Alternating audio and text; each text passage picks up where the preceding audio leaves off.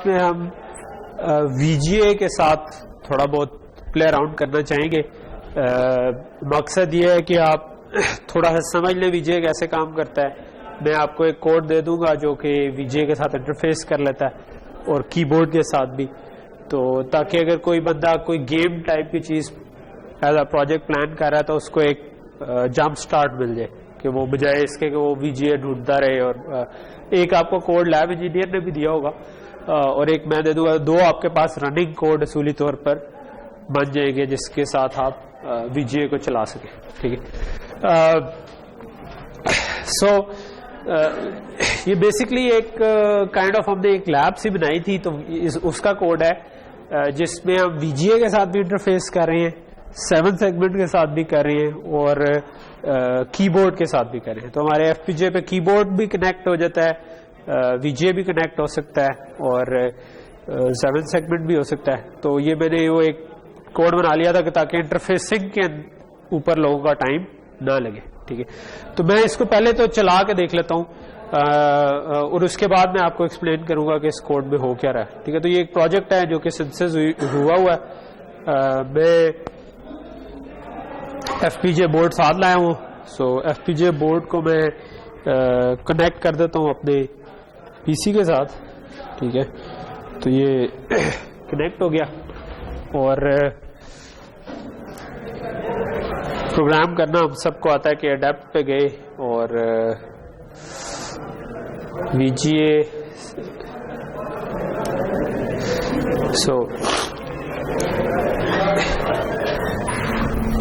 ये मैंने इसको प्रोग्राम कर दिया। अच्छा, ये इस वक्त जो है मेरे पास लकीली कीबोर्ड भी लगा हुआ है और VGA भी लगा हुआ है। मैं करना ये चाह रहा हूं कि वैसे तो इसने LCD के साथ कनेक्ट होना था, लेकिन मैं इसको प्रोजेक्टर के साथ कनेक्ट कर दूंगी और प्रोजेक्टर का भी VGA इंटरफेस ही होता है। तो ये जो मैं अब अपने मॉनिटर से उतार के इसको FPGA के साथ लगाने लगूं। ठीक, सो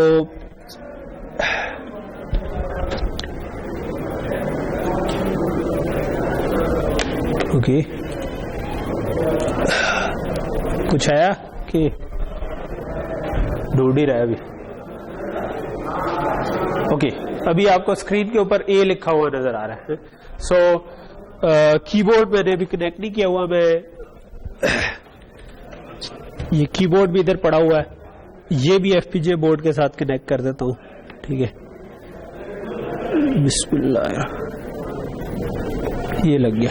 ठीक है, अच्छा, होपफुली वैसे ये डिटेक्ट कर ले कीबोर्ड को खुद ही। सो अब आप देख रहे होंगे कि ये जरा स्क्रीन के ऊपर, ये कामरान स्क्रीन पे नजर आ रहे हैं, ये जो अल्फाबेट, मैं जोन सी की प्रेस कर रहा हूं ना, मैं अगर Q प्रेस करूंगा तो उधर Q आ जाएगा, W प्रेस करूंगा W आ जाएगा, E प्रेस करूंगा E आ जाएगा, A प्रेस करूंगा A आ जाएगा, S D F। ठीक है, तो सारे अल्फाबेट जो है ये स्क्रीन पे डिस्प्ले हो रहे हैं। ठीक है, तो ये जो डिस्प्ले हो रहे हैं इसके अंदर फिलहाल ये इस वक्त FPGA जो है यही कनेक्टेड है विद प्रोजेक्टर और FPGA ही कनेक्टेड है दूसरे एंड से कीबोर्ड से। तो ये रनिंग कोड जो है ना, ये मैं आपको दे दूंगा। ठीक है, सो इसमें VGA से भी इंटरफेस हुआ है और कीबोर्ड से भी। ठीक है, सो अभी किस तरह ये काम कर रहा है, अभी ये तकरीबन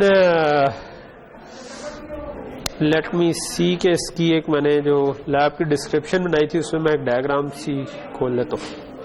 ठीक है, बल्कि खुली हुई है पहले से ही। ठीक है, सो अभी ये इस तरीके से काम कर, सॉरी मैं उसको उतार दूं। बीच में अगर मैं कभी भूल जाऊं कि मैं किस वाले से कनेक्टेड हूं और बोलना शुरू कर दूं तो मुझे रिमाइंड करा दीजिएगा कि स्क्रीन के साथ तो कनेक्टेड ही नहीं हूं मैं। ठीक, सो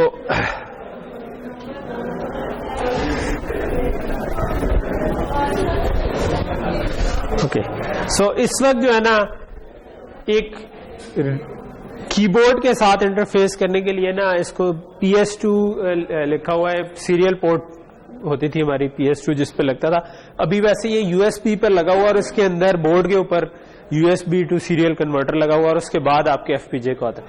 तो आपके सीरियल पोर्ट के साथ कीबोर्ड जो है ना वो बातचीत कर रहा है, जैसे हमने देखा कि हम जो भी की प्रेस करें वो कर। इसके आगे ये जो ये मल्टीपल फाइल्स हैं, टॉप लेवल फाइल का नाम PS2_RX है, इसके अंदर एक दो और फाइल्स भी यूज हो रही है, but you don't need to worry about it. मैं वो सारी फाइल्स दे दूंगा, आप उनको प्रोजेक्ट में ऐड करेंगे तो चीज चल जाएगी। ये क्या करता है, ये आपको जिस वक्त भी कोई की प्रेस होती है, तो जब भी कोई की प्रेस होना तो कीबोर्ड एक की कोड भेजता है, ठीक है, सीरियली एक नंबर भेजता है, ठीक है। वो नंबर क्या होता है, वो नंबर भी ऑलरेडी आपका जो रेफरेंस मैनुअल है उसमें भी लिखे हुए हैं, लेकिन ये वही से कॉपी पेस्ट किया हुआ है। ये आपका पूरे कीबोर्ड का मैप है कि कौन सी की प्रेस होगी तो क्या नंबर जाएगा। जिस तरह अगर आपने क्यू प्रेस किया तो हेक्स में 15 जाएगा आपको मिलेगा, ए प्रेस किया तो 1C मिलेगा। यानी आपको 8 बिट का एक नंबर आ जाता है जब भी आप कोई की प्रेस करें। सिवाय मेरा ख्याल है जो एरो कीज है उनमें 8 के बजाय 16 बिट का आता है, तो अभी शायद ये उसको सपोर्ट नहीं करता होगा, ये उनकी इसको सपोर्ट कर रहा है जिसके जो ABC वाली है, ठीक है। ओके, सो ये जो ब्लॉक है ना, ये वेरिलॉग की फाइल आपको मैं दे दूंगा, जिसको इनपुट कीबोर्ड की साइड से आ रही है, और जवाब में जब भी इसको की कोई प्रेस होती है ना, तो ये एक आपको इंटरप्ट वाली लाइन पर एक सिंगल साइकिल पल्स दे देता है कि भाई मुझे की रिसीव हुई है, और साथ बता देता है 8 बिट का नंबर कि कौन सी की रिसीव हुई है, ठीक है। तो ये जो की कोड नीचे लिखे हुआ था ना, अगर लेट से 1C जो कोड रिसीव हुआ तो ये कह देगा कि 1C मुझे रिसीव हुआ, ठीक है। तो ये हेक्स में या 8 बिट में 1C लिखा हुआ है, ठीक है। अच्छा, दूसरी साइड पे जो VGA से इस वक्त इंटरफेस करने वाला ब्लॉक है, वो क्या करता है, इस वक्त हमने इसको डायरेक्टली टैग किया हुआ, तो ये दरमियान वाली लॉजिक जो कल को आप ऐड कर सकते हैं अपनी गेमिंग के लिए या किसी के लिए, वो आपने बाद में बनानी है। लेकिन अभी क्या किया हुआ है कि जो की कोड आ रहा होता है ना, ठीक है, उसको हम रजिस्टर कर लेते हैं, और उसकी बेस पे ये जो VGA वाला इंटरफेस है ये क्या कर रहा है, ये की कोड की बेस पर ABCD हर एक को ऑलरेडी हमने ना एक लुकअप टेबल बना के रखे हुए हैं कि अगर A आ जाए तो ये वाला चीज स्क्रीन पर डिस्प्ले होनी चाहिए, B आ जाए तो ये वाली चीज डिस्प्ले होनी चाहिए। तो उस लुकअप टेबल से VGA की तरफ डाटा भेजते हैं, ठीक। तो यहां तक चीज क्लियर, ओके। अच्छा, सो ये तो वो है जो कि चलती हुई चीज है, और इसको मैं शेयर कर दूंगा। ऑब्वियसली मैंने ये सारा खुद नहीं लिखा हुआ, ये मे भी शायद इनकी अपनी रेफरेंस डिजाइन की कुछ एग्जांपल्स भी हैं नेक्सस वालों की, और शायद कुछ ऑनलाइन कहीं से उठाया हो, क्योंकि काफी पहले किया था तो मुझे याद नहीं कि मैंने कहां से लिया हुआ है। कुछ चीजें खुद बीच में की हुई है इंटरफेसिंग की, कुछ चीजें जो है किसी और ने की हुई है, लेकिन इन दी एंड ये चलता हुआ एक इंटरफेसिंग का कोड है जो कि आपके पास अवेलेबल है। जो भी हम करना चाह रही है, जो मैं आज की क्लास में करना चाह रहा हूं, वो ये मैं करना चाह रहा हूं कि ये तो बिल्कुल एक कीबोर्ड की आउटपुट को हम दिखा रही है। मैं ये चाह रहा हूं कि इसके बजाय में मिसाल के तौर पर आप में से कोई ग्रुप गेम बना रहा है, ठीक है। सो गेम बनाने में एक लॉजिक होगी स्क्रीन पर डिस्प्ले करवाने वाली, और एक लॉजिक होगी कि जो डिस्प्ले करवाना है वो चीजें कंप्यूट करने वाली। लेट से कोई 0 क्रॉस टिक क्रॉस वाली गेम बना रहा है, या कोई लेट से स्नेक टाइप की गेम बना रहा है, तो इस वक्त किस किस जगह पर ऑन होनी चाहिए स्क्रीन की तरफ, ऑफ होनी चाहिए, ये कैलकुलेट करना एक और काम है, और फिर उस कैलकुलेशन की बेस पे स्क्रीन पर डिस्प्ले करवाना एक और काम है। तो what you can do is कि आप एक ब्लॉक रैम लगा दें, जो हमने लास्ट पहले पढ़ ली हुई है, तो उस ब्लॉक रैम से रीड करके उस पर जो कुछ भी पड़ा है वो स्क्रीन पर डिस्प्ले करवा दें। तो जो बंदा काम कर रहा है उसकी लॉजिक बनाने वाला, ठीक है, वो क्या करे, वो उस ब्लॉक रैम के ऊपर कंटेंट लिखवा दे जब भी उसने चेंज करना हो। तो जो रीड करने वाला, जो डिस्प्ले करवाने वाला है, वो इसकी फिक्र ही ना करे कि पीछे गेम की क्या लॉजिक चल रही है। वो हर थोड़ी देर बाद ब्लॉक रैम को रीड करके स्क्रीन को रिफ्रेश करता रहे, जो गेम की लॉजिक पीछे बनाई हुई है वो थोड़ी देर बाद उस ब्लॉक रैम के कंटेंट को लिखवाती है। ब्लॉक रैम क्योंकि होती भी डुअल पोर्ट है, तो जो रीड करने वाला है वो उस तरफ से रीड करता रहे, इधर से दूसरी पोर्ट से आप आराम से राइट करते रहे, तो आपकी गेम चलती रहेगी। तो ये तो मैं चाह रहा हूं कि आपको वो जंप स्टार्ट अभी मिल जाए, कि आपको बजाय बिल्कुल स्क्रैच से बनाने के आपको इंटरफेसेस बने बनाए हो, और आप फोकस कर सके जो भी आप प्रोजेक्ट करें उसकी लॉजिक बनाने में। ठीक, सो इस काम को करने के लिए कि लेट्स से कि मैं जो अभी करना चाह रहा हूं कि मैं एक इमेज स्क्रीन पर डिस्प्ले करवा सकूं कोई भी, ठीक है, इसको और वो ब्लॉक रैम से आ रहा हो, उसके लिए हमें थोड़ा सा वीजीए को समझना पड़ेगा। ऑब्वियसली हम कोड में जाकर चेंज करने जा रहे हैं, तो उससे पहले हमें पता होना चाहिए कि वीजीए काम कैसे करता है, ठीक है।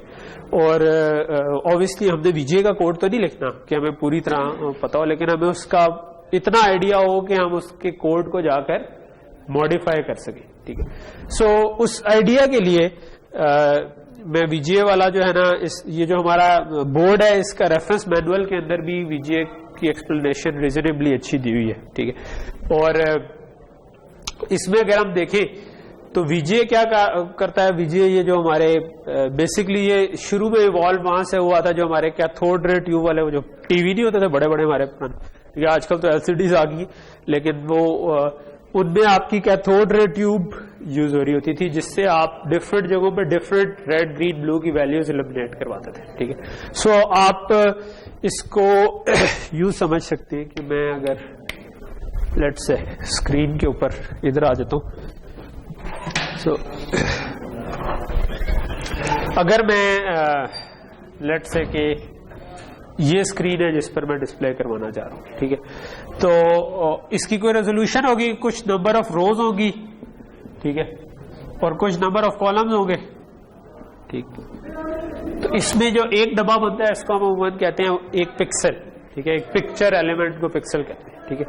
तो होता यह है कि यहां से लेट से मैं कैथोड रे ट्यूब हूं, ठीक है। सो मैं इस जगह पर एक रेड ग्रीन ब्लू की वैल्यू दूंगी, तो एक fix red green blue value दे, नेक्स्ट पे कोई और दी, नेक्स्ट पे कोई और दी, नेक्स्ट पे कोई और दी, करते करते ये पूरा इमेज जब इल्यूमिनेट कर दूंगा तो कोई इमेज बन जाएगा जो भी हम तस्वीर दिखाना चाहते हैं। सीन चेंज होगा तो मैं ये आरजीबी की वैल्यू चेंज करता जाऊंगा, ठीक है।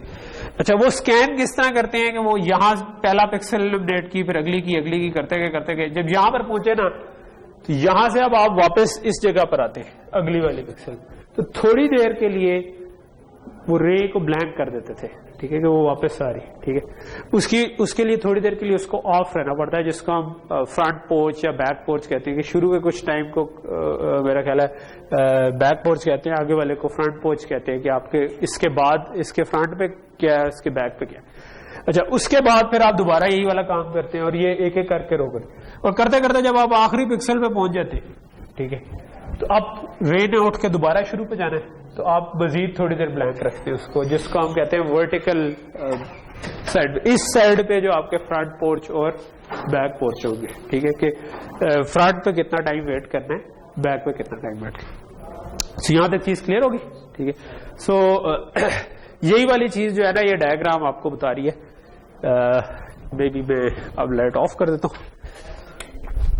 कि इस तरीके से स्कैनिंग हो रही है। लेट्स से कि आपकी 640 by 480 की रेजोल्यूशन थी, कि विड्थ 640 थी, हाइट 480 थी, तो ये आपकी 00 पिक्सल है, ये 0639 है, ये 4790 है, और ये 479639 बन गया, ठीक है। 0 से शुरू हुए तो 480 के बजाय 79 में गए, और एक काम गए।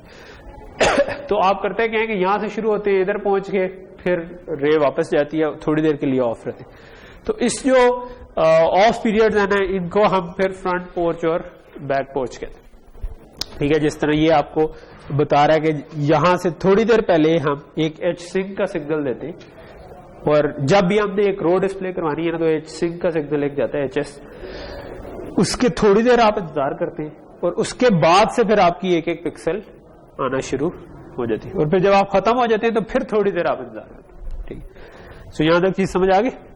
अच्छा, यही वाला काम फिर जब आप पूरे कॉलम्स हो जाते हैं, तो उसके बाद वर्टिकल के साथ भी करते हैं, कि उसका एक इसी तरह का वर्टिकल सिंक का सिग्नल होता है, ठीक है, जो जब आपने पहला रो स्टार्ट की थी उस वक्त शुरू होगा, जब आखिरी रो पे पहुंच जाएंगे, खत्म हो जाएगी जब आखिरी रो, तो वो फिर आप वर्टिकल बैक पोर्च का इंतजार करेंगे कि रे वापस आ जाए। अच्छा, ये क्योंकि हमने खुद नहीं करना, तो इस वक्त एग्जैक्ट इनकी वैल्यूज में हम इतना इंटरेस्टेड नहीं है, लेकिन रेफरेंस वैल्यूज इस जगह पर आपको आपके मैनुअल के अंदर दी हुई है, कि अगर आपने फॉर एग्जाम्पल इनकी अक्सर रिफ्रेश रेट 60 हर्ट्ज के करीब होता है, तो एक सेकंड में 60 दफा इसने रिफ्रेश होना है, तो उन एक सेकंड के 60th हिस्से में आपने ये सारी रोज कवर करनी है, ठीक है। तो उसमें आपकी सारी पिक्सल्स, पहले एक हॉरिजॉन्टल लाइन पूरी, फिर अगली, फिर वो सारी भी आए, और उनमें फ्रंट बैक पोर्च वो भी आ जाए, ये पूरा काम करना है। तो उसके हिसाब से बेसिकली तो इसका स्टैंडर्ड बना हुआ है ऑलरेडी, ठीक है, और उसके हिसाब से जो टाइमिंग्स हैं वो इधर गिवन है, ठीक है, कि आप अगर मतलब इन्होंने रेफरेंस क्लॉक 25 मेगाहर्ट्ज का लिया हुआ आई थिंक, और उसके हिसाब से बताया हुआ है कि वर्टिकल सिंक करते हुए कितनी सिंक पल्स की कितनी टाइमिंग होनी है, उसके कितने क्लॉक साइकिल बनेंगे, फिर डिस्प्ले टाइम कितना बनेगा, फिर उसकी पल्स विड्थ क्या होगी, फ्रंट पोच क्या होगा, बैक पोच क्या होगा। लेकिन सो ये आप जाके डॉक्यूमेंट से देख सकते हैं। हम इस वक्त क्योंकि खुद इंप्लीमेंट करने में इंटरेस्टेड नहीं है, बल्कि हम जो इंप्लीमेंट हुआ उसको मॉडिफाई करने में इंटरेस्टेड है, तो हमें इसका एक प्रोसेस समझ आना चाहिए कि हो क्या रहा है। ऑब्वियसली इसको जिसने भी इंप्लीमेंट करना होगा, लेट से आप खुद इंप्लीमेंट करना चाह रहे हैं, तो आप एक काउंटर बनाएंगे कोई जो कि हॉरिजॉन्टली काउंट करे, ठीक है, तो कोई हॉरिजॉन्टल काउंटर बना देंगे, लेट से एच काउंटर या HC या कुछ इस किस्म का नाम डाल देंगे। इसी तरह आप वर्टिकल जो चीजें हैं उनको काउंट करने के लिए कोई वर्टिकल काउंटर बना देंगे, ठीक है, और आप क्या करेंगे, एक हॉरिजॉन्टल काउंटर जो है वो हर साइकिल में चलता रहे जब भी आपने पिक्सल शो कर, हर साइकिल में नहीं, जब भी आपने पिक्सल शो करनी, तो वो जब यहां तक पहुंच जाए तो उसके बाद वो दोबारा 0 हो जाए, ठीक है, और जब वो यहां तक पहुंच जाए तो वर्टिकल काउंटर इंक्रीमेंट हो जाए, ठीक है, जब पूरी रो खत्म हो गया तो वर्टिकल काउंटर इंक्रीमेंट, और जब सारे वर्टिकल खत्म हो जाए, और क्योंकि हमने पोर्ट्स भी डालने हैं यानी आगे पीछे कुछ खाली जगह भी बनानी है, तो अगर ये 640x480 बनाना है तो मैं चाहूंगा कि काउंटर जो है वो उससे थोड़ा सा ज्यादा चले, थोड़ा सा पीछे से स्टार्ट हो, यानी स्टार्ट हो और वो एक वैल्यू पे पहुंचे, तो वहां से मैं समझूं कि वीडियो ऑन हुई है, और उसके बाद खत्म होने के बाद बैक पोर्च अगर जो आना है उतनी देर के लिए फर्दर चले, और इसी तरह वर्टिकल साइड पर भी हो, ठीक है। तो हम अब इस इम्प्लीमेंटेशन में देख लेते हैं क्या वाकई इसी तरह हो रहा है या नहीं हो रहा, ठीक है। तो let's come to the code. ये जो आपका प्रोजेक्ट नेविगेटर होता है, इसके अंदर हमें एक अच्छी बात यह है कि हायरार्की बड़े अच्छे तरीके से नजर आ रही होती है कि कौन सी फाइल टॉप लेवल है, उसके अंदर कौन सी चीज इंस्टेंशिएट हुई है। तो ये अगर मैं इनको बंद कर दूं, माइनस कर दूं, तो ये मुझे बता रहा है कि भाई टॉप लेवल फाइल जो है ना वो VGA कीबोर्ड 7segment.v है, उसके अंदर ये PS2 रिसीवर है जो कि हमारा कीबोर्ड का रिसीवर है, और फिर आपकी VGA इनिशियल स्टॉप जो है ना ये टॉप लेवल फाइल। तो मैं नोटपैड में खोल लेता हूँ ये वाली चीजें, ठीक है। तो ये मैंने टॉप लेवल फाइल खोली हुई है, ठीक है। इसके अंदर हमारी ये सारी PS2 रिसीवर, ये जो हमारा कीबोर्ड का रिसीवर है, फिर VGA इनिशियल्स जो है ये टॉप लेवल है VGA की, जिसको की कोड जा रहा है इस वक्त के कौन सी की प्रेस हुई है, और उसके साथ ये डिस्प्ले कर रहा था जो हमने भी ABC डिस्प्ले होती हुई देखी। और नीचे फिर 7 सेगमेंट्स वाली है, उसमें हम इंटरेस्टेड नहीं है, वो तो हमने क्लॉक के अंदर वैसे यूज की हुई थी, तो वो उससे फर्क नहीं पड़ता। अच्छा, जो VGA इनिशियल है, ये VGA वाला काम हो रहा है, ठीक है। इसके अंदर जिस तरह मैंने आपको कहा था कि सॉरी VGA इनिशियल्स नहीं है, VGA इनिशियल्स टॉप है, ठीक है। सो मैं खोल देता हूं VGA initials top.v, ठीक है। अच्छा, इसके अंदर मैं अगर देखूं तो इसके अंदर 3-4 चीजें, 3-4 मॉड्यूल्स बने हुए हैं, ठीक है। सो और वो आपस में बस टाई हुए हैं, ठीक है। पहला वाला जो है वो है क्लॉक डिवाइडर, ठीक है। सो ये क्लॉक को डिवाइड करके स्लो क्लॉक के ऊपर ले आता है, ठीक है। उसके बाद ये VGA 640x480 जो है ना, इसके अंदर ये वाला जो भी हम काउंटर डिस्कस कर रहे थे कि एक हॉरिजॉन्टल काउंटर होना चाहिए, एक वर्टिकल काउंटर होना चाहिए, वो चल रहा होगा। ये हम खोल के देख लेते हैं ताकि ये भी क्लियर हो जाए। ओके, सो ये हमारी VGA 640x480 आ गई।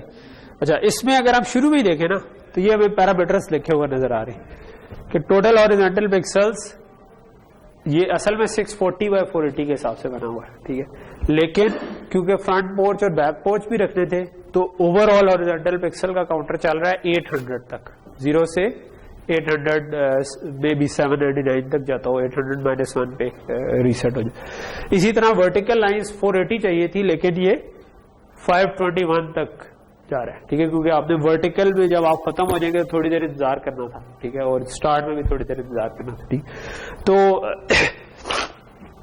HBP का मतलब है हॉरिजॉन्टल बैक पोच, FP का मतलब है फ्रंट पोच। तो ये हॉरिजॉन्टल फ्रंट पोच का मतलब है कि हॉरिजॉन्टली हम थोड़े से इंतजार करेंगे, फिर इसको ऑन करेंगे, फिर जब पूरी 640 हो जाएगी तो उसके बाद थोड़ी देर के लिए ऑफ करेंगे और फिर इसी तरह वर्टिकल काम।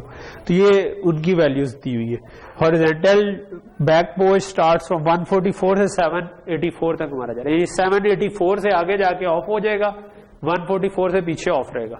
तो ये 784 माइनस 144 करेंगे ना तो ये 640 बन जाएगा आपके पास, ठीक है, जो हमारे पूरी number of horizontal number of columns जो बनेगा, क्या लेंगे हॉरिजॉन्टल लाइन में कितनी पिक्सल। इसी तरह बैक पोज में देखें तो 31 तक ये ऑफ रहेगा और उसके बाद से लेकर 511 तक ये ऑन रहेगा और उसके बाद दोबारा ऑफ हो जाएगा, ठीक है। तो इसने एंड 521 तक जाना है, तो आखिरी 10 के लिए भी ऑफ। तो ये भी इनका भी डिफरेंस ले तो आपके पास 480 आ जाएगा, 640 बाय 480 जो मिलेगा। हाँ, खत्म नहीं कर सकते क्योंकि ये स्टैंडर्ड बना हुआ एक्चुअली उसके हिसाब से बने थे ना जो कैथोड रे ट्यूब थे, ठीक है। एलसीडी में ये शायद जरूरी नहीं है क्योंकि एलसीडी में तो आपने रे को उस तरह से लेकर नहीं जाना, लेकिन वो स्टैंडर्ड उसी तरह चल रहा है, ठीक है। सो मे भी शायद कुछ अब तो ये तो अपने पुराने हिसाब से बनाया हुआ है ना, जो CRT जो आपके थे, लेकिन जो नए स्टैंडर्ड्स हैं वो अब देखा होगा आपने कि आपकी मल्टीपल किस्म की रेजोल्यूशन सपोर्ट करता है एक मॉनिटर। तो मेरा ख्याल है बाकी रेजोल्यूशंस में शायद इसकी रिक्वायरमेंट फर्क हो, ठीक है। मुझे पता नहीं है, ये हमें देखनी पड़ेगी कि उसका स्टैंडर्ड क्या कहता है, ठीक है। अगर आप एक डिस्प्ले को कंट्रोल करने की लॉजिक बनाना चाह रहे हैं तो आपको पता होना चाहिए कि उसकी टाइमिंग क्या बनती है, ठीक है। हो सकता है उसमें इनके टाइम कम हो गई हो, लेकिन आपको कोई ना कोई सिंक का सिग्नल देना पड़ेगा टू स्टार्ट के। भाई हो सकता है कि आपको इंतजार ना करना पड़े, जैसे ही आपकी रो खत्म हो आप अगली पे चले जाए, ठीक है। और वो जो अपने बैक पोज फ्रंट पोज रखे हैं वो खत्म हो गए हो किसी हद तक, लेकिन स्टिल आपको वो सिंक का सिग्नल जरूर देने पड़ेंगे, ठीक है। लेकिन अगेन उसके लिए हमें वो स्टैंडर्ड देखना पड़ेगा। इसकी एक ऑर्गेनाइजेशन है जो स्टैंडर्ड बनाती है, जो रेफरेंस मैनुअल है उसमें उसकी वेबसाइट वगैरह दी हुई है, लेकिन ऑब्वियसली इम्प्लीमेंट करने के लिए आपको शायद वो कहीं और से भी रेफरेंस मिल जाए। तो आप अगर ज्यादा रेजोल्यूशन वाला बनाना चाहें तो वो भी बना सकते, ठीक है। FPGA को तो कोई मसला नहीं है ज्यादा स्पीड पे निकालने में, मसला तो ये है कि इस वक्त एक गिवन इम्प्लीमेंटेशन को हम चला रहे तो वो 640 बाय 480, या खुद अगर किसी और रेजोल्यूशन में चलाना चाहिए तो हमें वो स्टैंडर्ड पता होना चाहिए कि टाइमिंग कितनी चाहिए, उसके हिसाब से हम नया डिजाइन कर लेंगे। ओके, सो जैसा कि मैंने कहा था कि इसमें एक काउंटर होगा कोई हॉरिजॉन्टल काउंट टाइप का, तो ये वही है, ठीक है। ये आप देख सकते हैं कि HC = 0 किया हुआ है और बाद में HC = HC+, यानी कि रीसेट पे उसको 0 कर दिया है, अदरवाइज हम इसको प्लस करते जा रहे हैं अनलेस के आपकी पिक्सल्स खत्म होगी। तो ये जो हमने 800 कही हुई थी ना कि पिक्सल्स हैं, 800 माइनस 799 पे पहुंचेंगे तो इसको क्लियर कर देंगे। और क्योंकि जब पूरी पिक्सल्स खत्म होंगी उस वक्त हमने वर्टिकल को इनेबल करना है, तो ये दूसरा सिग्नल वर्टिकल इनेबल है जिसको हमने 1 कर दिया जिस वक्त हमारी पिक्सल्स खत्म हो रही है। और दूसरा काउंटर इधर नीचे बना होगा, ये वर्टिकल काउंटर बना हुआ है, ठीक है। ये भी बिल्कुल उसी तरह के, इसको 0 से स्टार्ट किया है, अगर वो वर्टिकल वाला इनेबल आता है, ठीक है, तो तब हम इसको इंक्रीमेंट करते हैं, अदरवाइज नहीं करते। और अगर वो आया हुआ है और उस वक्त आपकी वर्टिकल लाइंस जो है वो खत्म हो चुकी है तो आप इसको दोबारा 0 कर दें, तो ये वर्टिकल काउंटर भी 0 से लेकर 521 तक जाके दोबारा 0 हो जाएगा। 0 बल्कि 520 तक होगा क्योंकि उससे एक -1 है। 0 से 520, 0 से 520। हॉरिजॉन्टल काउंटर जो है वो 0 से 799, 0 से 799 इस तरह चल रहा होगा, लेकिन उनके दरमियान में एक एरिया है जो 640 बाय 480 बनता है जिसमें हम ऑन है। सो ये चीज क्लियर हो गई, ओके। अच्छा, अब तीसरी चीज रह गई थी कि हम तो पूरी स्क्रीन पर डिस्प्ले नहीं करा रहे थे। मैंने तो जो अभी ए डिस्प्ले करवाया वो किसी इसके भी अंदर वाले हिस्से में था ना लिखा हुआ ए, ठीक है। सो इसका मतलब है कि हम किसी खास जगह तक आने से पहले तक कुछ नहीं डिस्प्ले करवाते, जो कि लेट से इससे आगे जाकर डिस्प्ले करवाना शुरू करेंगे। इसी तरह कॉलम में भी इससे नीचे जाकर डिस्प्ले करवाना शुरू करेंगे, और जैसे ही इस रीजन तक पहुंचेंगे, इधर इन हॉरिजॉन्टल साइड में इन दोनों के दरमियान और वर्टिकल साइड में इन दोनों के दरमियान होंगे, उस वक्त हमने ए डिस्प्ले करवाना है, ठीक है। ये हाँ, क्या उल्टा हो जाता है? उल्टा हो जाता है, हमारा तो नहीं, मेरा तो नहीं हुआ उल्टा, जो मैंने ट्राई किया। आपने क्या लैब में कर रहे थे? तो हुआ किस पे? नॉर्मली होना तो नहीं चाहिए, अनलेस कि कोई आपका कोई ऐसा ट्रिगर हो जिसपे आप उसको रिवर्स पे चलाएं, अदरवाइज तो उल्टा होने की कोई वजह नहीं। तो यहां तक चीज क्लियर होगी, ठीक है। तो इन दो काउंटर्स की बेस पर आपका सिंक का सिग्नल भी बन रहा है, वर्टिकल सिंक का भी, हॉरिजॉन्टल सिंक का भी, और ये आखिरी वीडियो ऑन का सिग्नल है। ये क्या कह रहा है? ये कह रहा है कि जब आपका काउंटर फ्रंट पोस्ट से आगे हो, बैक पोस्ट से पीछे हो, सॉरी बैक शुरू वाला होता है, बैक पोस्ट से आगे हो, फ्रंट पोस्ट से पीछे हो, और वर्टिकली भी बैक पोस्ट से आगे हो, फ्रंट पोस्ट से पीछे हो। तो ये चार एंड लगे हुए हैं, ठीक है, कि हॉरिजॉन्टल काउंटर फ्रंट पोस्ट से पीछे हो, बैक पोस्ट से आगे हो, वर्टिकल काउंटर फ्रंट पोस्ट से पीछे हो, बैक पोस्ट से आगे हो। तो ये आपका वो वाला रीजन है 640/480 का, जिसके अंदर ये वीडियो ऑन का सिग्नल आपको 1 मिलेगा, अदरवाइज आपको वीडियो ऑन का सिग्नल 0 मिलेगा। अच्छा, सो ओवरऑल हमने देखा था कि हमारे टॉप लेवल के अंदर एक तो ये वाला मॉड्यूल जो है ना, ये क्या कर रहा है, ये क्लॉक इनपुट लेता है और 640/480 वाले जगह के पे वीडियो ऑन मिल जाएगा, और हॉरिजॉन्टल सिंक और वर्टिकल सिंक के सिग्नल भी बाहर से निकाल दिए। तो ये काफी हद तक उसने काम कर दिया, लेकिन इसने नहीं सिलेक्ट किया कि स्क्रीन पे क्या डिस्प्ले होना है। उसके लिए ये दूसरा VGA इनिशियल्स की फाइल है, ये चूज करिए कि स्क्रीन के ऊपर क्या डिस्प्ले होना है, ठीक है। तो अभी जब मैंने चलाया था तो स्क्रीन के ऊपर हमें एक अल्फाबेट डिस्प्ले हुआ नजर आ रहा है, ठीक है। तो वो अल्फाबेट हम कैसे उठा रहे थे? वो अल्फाबेट जो है वो VGA इनिशियल्स के अंदर उसका कोड है, ठीक है। तो ये VGA इनिशियल्स है।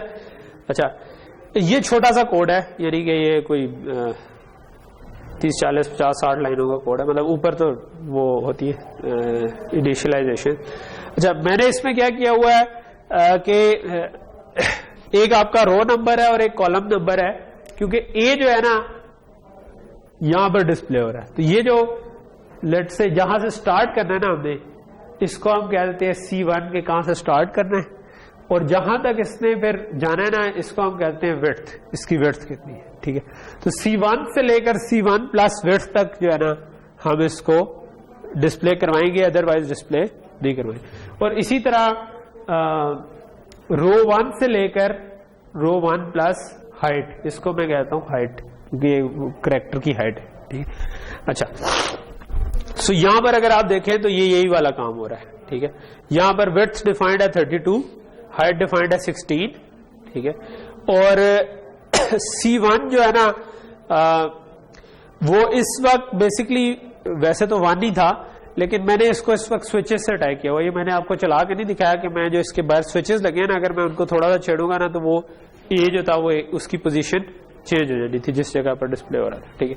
ये मैं अगली एग्जांपल में हम ये करके देख लेंगे, ठीक है। सो ये मैंने वैसे एक्सपेरिमेंटेशन के लिए उसको टैग किया हुआ था कि मैं अगर बाहर से चेंज करना चाहूंगा किस जगह पर मेरा अल्फाबेट डिस्प्ले हो।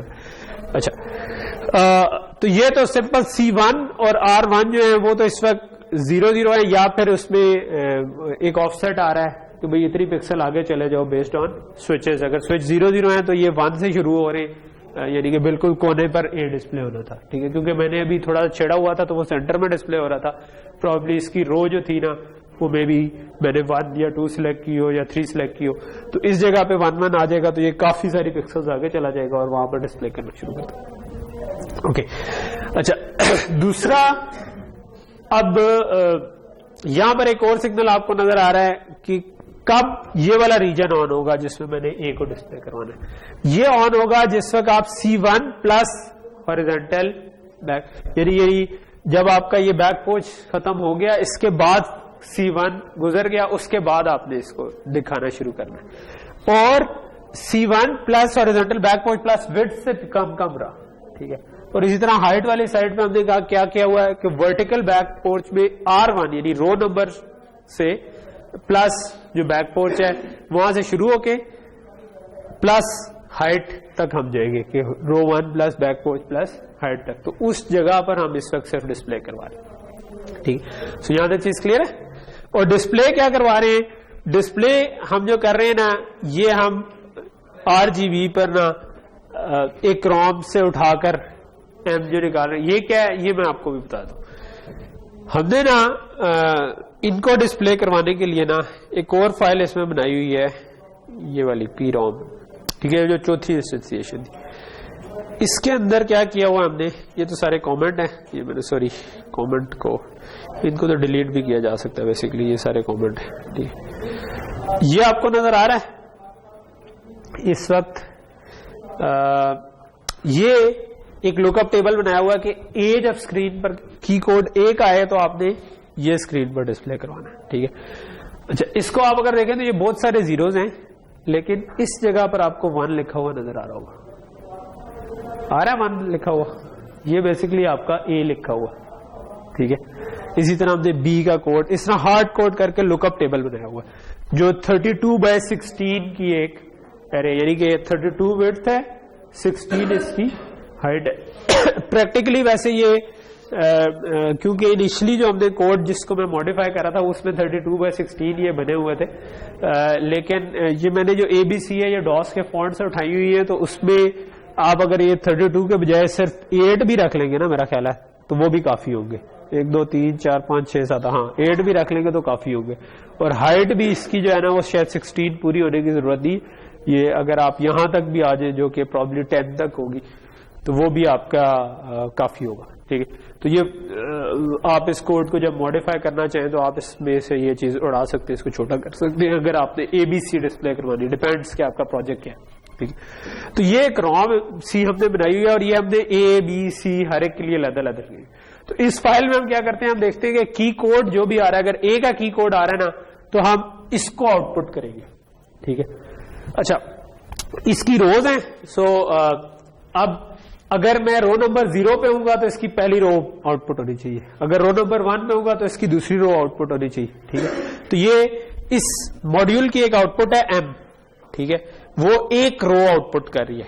ठीक है, ये आपको नजर आ रही है 31 0 to 31 जा रही है। ठीक है, तो ये एक पूरी रो को आउटपुट कर रहा है। ठीक है, अच्छा किस रो को आउटपुट करना है उसके लिए बाहर से इसको एक एड्रेस आ रहा है 4 बिट, क्योंकि ये 16 डीप थी, 16 यानी कि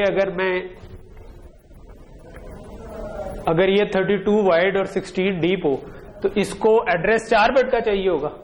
ठीक है, सो ये बाहर से एड्रेस आ रहा है कि कौन सी रो आउटपुट करनी है। ठीक है, और फिर उसकी बेस पे हम पूरी की पूरी रो ही बाहर भेज देते हैं, और बेस्ड ऑन हमारा काउंटर जो कि हॉरिजॉन्टल काउंटर है उसकी बेस पे हम जब इस जगह पर हो तो 0 नंबर वाला इसका एलिमेंट स्क्रीन पर डिस्प्ले करवा देते हैं, दूसरे नंबर पे हो तो 1 वाला, फिर 2 वाला, फिर 3 वाला, इस तरीके से चल रहा है। ठीक है, तो ये इस वक्त इस तरीके से काम कर रहा है। ये जो हमारा विजय एडिशन था ना, इसमें ये जो हम सिलेक्ट कर रहे थे RGB की वैल्यूज, ये यहां से हो रही है, ये नजर आ रहा है ना कि R = M ROM पिक्सल। ठीक है, सो ये ROM पिक्सल क्या चीज है, ये हमारे इस काउंटर ये जो चल रहा है वो है। ठीक है, ROM पिक्सल में आपको ले जाता हूं कि क्या है, ये ROM पिक्सल जो आपको आ रहा है ना ये। ठीक है, ये हमने क्या किया हुआ है कि जो भी हॉरिजॉन्टल काउंटर चल रहा है, हॉरिजॉन्टल काउंटर लेट से इस जगह पर है, इसमें से आप ये बैक पोर्च माइनस करें। ठीक है, इसमें से आप C1 माइनस करें कि यहां से यहां तक जितना इंतजार करना था, तो अब इस जगह पर ये 0 मिलेगा हमें। ठीक है, इससे अगली जगह पर हमें 1 मिलेगा, इससे अगली जगह पर 2 3 4 5। तो जब जो ROM पिक्सल है वो फिर इस पूरी रो में से एक 0 1 2 3 इस तरह से चूज करी, और पूरी रो कैसे सिलेक्ट करनी है वो वर्टिकल काउंटर की बेस पे, वो जो हमने उसको 4 बिट का एड्रेस भेजा था वो हम इधर से भेज रहे हैं। ठीक है, और ये जो आ रहा है ये vertical counter minus vertical back पोच, यानी कि वर्टिकल साइड पे हमने क्या करना है कि जो वर्टिकल काउंटर चल रहा है वो तो 0 से एंड तक जा रहा था, उसमें से बैक पोच माइनस करेंगे तो यहां तक पहुंच से बढ़ना शुरू हो जाएगा, और फिर R1 माइनस करेंगे तो इस जगह पर हमें वर्टिकली 0 मिलेगा। ठीक, सो 0 to 15, तो हमारा वो जो रीजन ऑफ इंटरेस्ट इस वक्त 16/32/16 का है, तो उस जगह पर हमें 0 0 से लेकर 16 15 31 तक पूरे जो इंडेक्सेस मिल जाएंगे। सो ये इस तरीके अभी काम कर रहा है। ठीक है, अच्छा सो यहां तक चीज क्लियर होगी किसी याद? ओके, अच्छा मैं जो करना चाह रहा हूं वो इसमें चेंज करना चाह रहा हूं। अभी इधर एक छोटी सी डिटेल रहेगी वो मैं बताता हूं, वो मैंने आपको इधर बतानी चाहिए थी। वो ये कि जो हमारा वीजे कंट्रोलर है ना इस वक्त, जो FPGA के साथ वीजे की पिन कनेक्टेड है, वो ये वाला कनेक्टर होता है, इसको हम DB9 कनेक्टर बोलते हैं। ठीक है, सो ये जो आपका प्रोजेक्टर की केबल आ रही है या वीजे पीछे आपके लैपटॉप्स में या मॉनिटर्स में होते हैं, वो ये वाला कनेक्टर होता है। ठीक है, अच्छा इस कनेक्टर में आपकी जो पिन है ना वो साथ लिखी हुई है, तो हमारी जो RGB इस वक्त कनेक्टेड है ना, वो इस तरह कनेक्टेड है, ठीक है, कि R की हमारे पास असल में 3 बिट है, ठीक है, रेड की, ग्रीन की और ब्लू की। रेड की भी 3 बिट है, ग्रीन की भी 3 बिट है, ब्लू की 2 बिट्स है, ठीक है।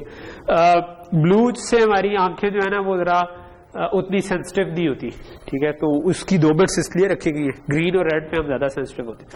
तो ये टोटल मिला के 8 बिट बन जाती है, 3 रेड की, 3 ग्रीन की, 2 ब्लू की, तो आपका 8 बिट टोटल बन गई। तो इसका मतलब है आप 256 कलर्स इसके अंदर बना सकते हैं। RGB के कॉम्बिनेशन से R बढ़ा दें, G बढ़ा दें, B बढ़ा दें, कम कर दें, उससे डिफरेंट कलर्स बन जाए।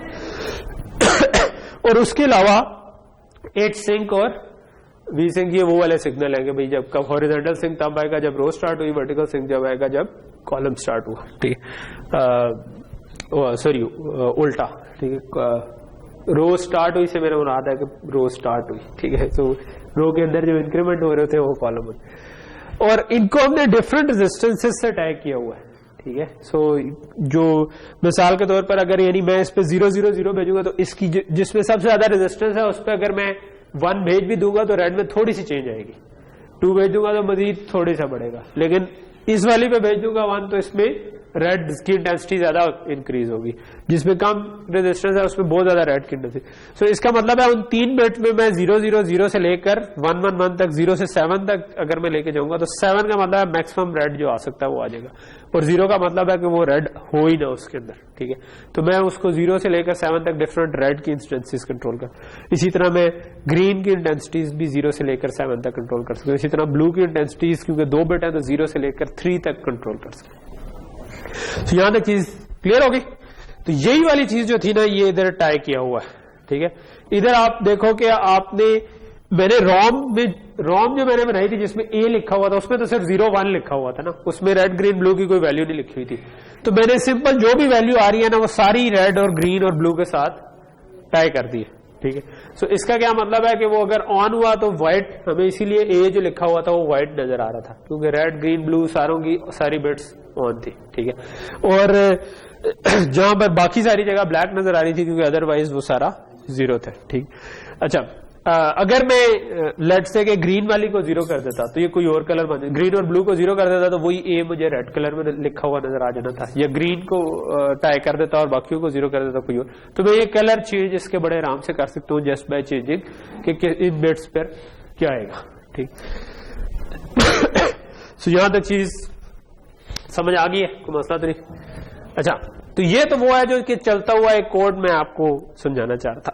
अब हम उस फेज पे आते हैं कि इसके अंदर मैं चेंज क्या करना चाह रहा हूं। तो चेंज करने के लिए मैं थोड़ा सा व्हाइट बोर्ड पे पहले आ जाता हूं ताकि हम चेंज को डिस्कस कर लें और उसके बाद फिर उस चेंज को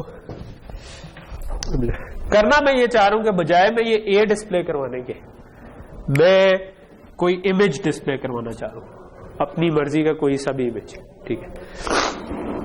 अच्छा, सो इमेज अगर मैंने डिस्प्ले करवाना है तो एक चीज तो मुझे चेंज करनी होगी कि हाँ इमेज की विड्थ और हाइट के हिसाब से ये W और H जो हमने सेट किया हुआ था 32 और 16 उनको चेंज कर दें, ठीक है। दूसरा, अभी हम इसको एक लुकअप टेबल हमने बनाया हुआ था हार्ड कोडेड जिससे उठा रहे थे, उसके बजाय इमेज तो बड़ा होगा, ठीक है। सो बड़ा है तो उसके लिए क्या चीज बेहतर रहेगी कि कहां पर इमेज स्टोर हुआ। लुकअप टेबल के बजाय किस चीज पे चला जाना चाहिए? ब्लॉक रैम में हो सकता है, ब्लॉक रैम हमने पढ़ी भी है, ठीक। सो मैं ये चाहूंगा कि मेरे पास एक ब्लॉक रैम में पूरा इमेज पढ़ो, ठीक है। सो लेट से कि मैं ब्लॉक रैम में जो इमेज का साइज रखना चाहता हूं वो मैं कहता हूं कि वो 256 बाय 256 है, ठीक है। बहुत छोटा भी नहीं है, बहुत बड़ा भी नहीं, ठीक है। ज्यादा बड़ा करेंगे तो ब्लॉक रैम्स भी हमारे पास लिमिटेड है, 32 ब्लॉक रैम्स है स्पार्टन 6 FPGA में, और ज्यादा छोटा करेंगे तो फिर मजा ही नहीं आएगा कि इमेज लोड किया तो कुछ समझ नहीं आ रही। तो मैं कहता हूं कि लेट्स से 256 बाय 256 का इमेज है, ठीक है। 256 रोज है, 256 कॉलम है। तो पहली चीज है कि मुझे किसी तरह ब्लॉक रैम में उनको सेव करना है। सो ब्लॉक रैम में सेव करने के लिए क्या करूंगा, इमेज तो मेरा इस तरह का था, एक पूरी रो एक एक करके मैं इसकी पिक्सल सेव कर सकता हूं। हर पिक्सल कितने बिट की होगी? अगर मैंने इसी वीडियो को यूज करना है तो कितने बिट की होनी चाहिए? अभी देखा है यार हमने, 8 बिट की होनी चाहिए क्योंकि 3 बिट रेड के लिए, 3 बिट ग्रीन के लिए, 2 बिट ब्लू के लिए। सो एक पिक्सल जो है ना वो हमारे पास 8 बिट की होनी चाहिए और ऐसी 256 पिक्सल है। तो इसका मतलब है कि मैं 8 बिट वाइड बना दूं और 256 बाय 256 डीप बना दूं, ठीक है। सो एक बिट, दूसरी बिट, तीसरी बिट करते करते जब 256 हो जाएंगी तो उसके बाद मैं सेकंड रो लिखवाना शुरू कर दूं, ठीक है। सो पहले पूरी एक पहली रो लिखवा दी, फिर दूसरी रो लिखवा दी, फिर तीसरी रो लिखवा दी एंड सो ऑन, ठीक है। इसको मैंने जान के साइज जो है ना 256 बाय 256 रखा है, 2 की पावर में रखा है। उसकी वजह यह है कि मुझे हॉरिजॉन्टल काउंटर और वर्टिकल काउंटर से मैं वो लोकेशन तो निकाल लूंगा, जिस तरह अभी निकल रही थी रॉम पिक्सल और रॉम एड्रेस, 2 चीजें निकल रही थी ना। एक था कि मैंने रॉम का एड्रेस दे रहा था क्योंकि ये 16 इसकी रोज थी जो ए जिसके अंदर लिखा हुआ था, और फिर रॉम पिक्सल जो थी वो इसका कॉलम नंबर था कि ये कहां से जो मैंने उठाना है, ठीक है। सो मुझे रो और कॉलम आ रहे होंगे तो उससे मैं इसका एड्रेस कैसे जनरेट कर सकता हूं। ये ब्लॉक रैम है, लेट्स अज्यूम मैंने इसमें किसी तरह इमेज लिखवा दिया, ठीक है। अब मुझे क्या करना है, अब मुझे इसको एड्रेस देना है या मुझे जवाब में डाटा दे देगी, ठीक है। और वो डाटा जो होगी वो आरजीबी की वैल्यूज होंगी, वो मैं सिंपल टाई कर दूंगा आगे आरजीबी से। तो इसको तो मैंने आरजीबी से टाई कर दिया, ठीक है, जो भी डाटा बाहर। एड्रेस इसका कैसे बनेगा?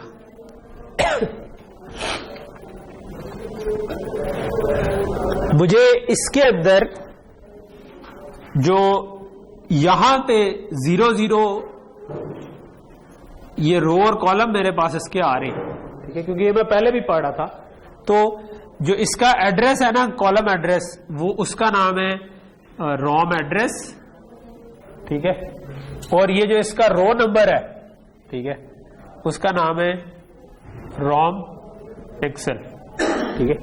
तो ये क्योंकि मैं पहले भी ए या बी या सी जब डिस्प्ले करवाना था तो ये था। तो अब इस रैम का एड्रेस मैं कैसे जनरेट कर सकता हूं अगर मेरे पास रॉम पिक्सल और रॉम एड्रेस ये 2 चीजें हो, ठीक है। ये इसका रो नंबर हो रॉम एड्रेस और ये इसका कॉलम नंबर हो, तो इससे मैं इसका एड्रेस कैसे जनरेट कर सकता हूं? नहीं, इसका फॉर एग्जांपल मैं कहता हूं कि मैंने 0 रो और 0 कॉलम पे जाना है, ठीक है। तो ये दोनों 0 होंगे, रॉम एड्रेस भी 0 होगा और रॉम पिक्सल भी 0 होगी, ठीक है। सो तब मेरा एड्रेस क्या होना चाहिए? इस केस में मेरा एड्रेस बनेगा 0, ठीक है। फिर मैं कहता हूं कि नहीं, मैं सेकंड रो का पहला एड्रेस लेना चाहता हूं, ठीक है। सो मैं रॉम एड्रेस को रखना चाहता हूं 1 और इसको रखना चाहता हूं 0। तो अब क्या होगा? रैम का क्या एड्रेस बनेगा?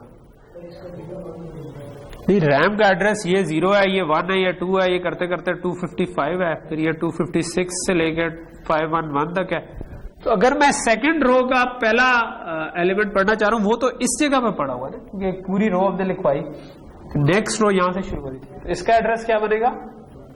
256, ठीक है। सो इस केस में इसका एड्रेस बन जाएगा 256। 256 बाइनरी में क्या होता है? 8 सिफर होंगे और इधर 1 आ जाएगा, ठीक है।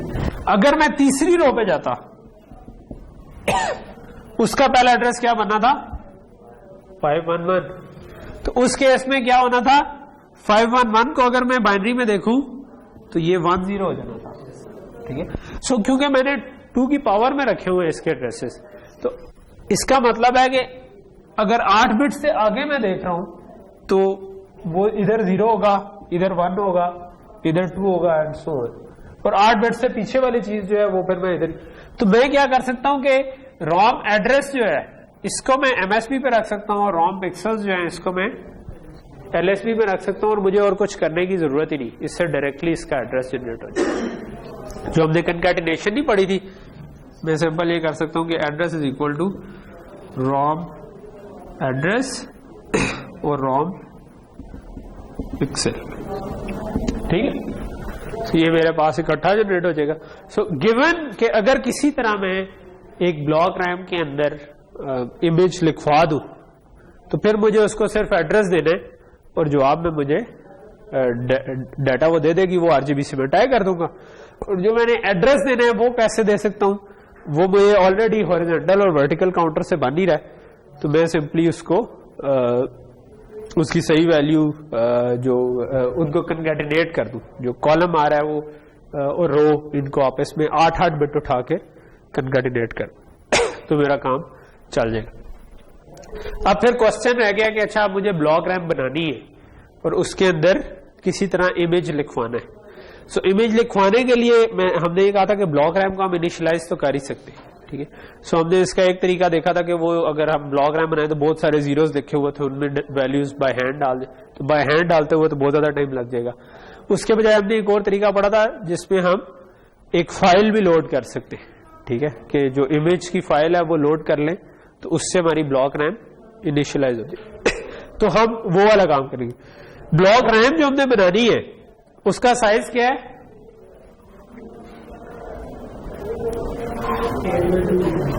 8/256 नहीं, 256 into 256, ठीक है, जो कितना मान जाता है 8 तो एक बाइट होगी, 256 into 256 जो है ना ये 16 बिट्स बन जाती है, ठीक, नहीं 256 into 2.12 होता है, 256 into 256 जो है ये आपके पास बन जाती है 16 बिट्स ओवरऑल।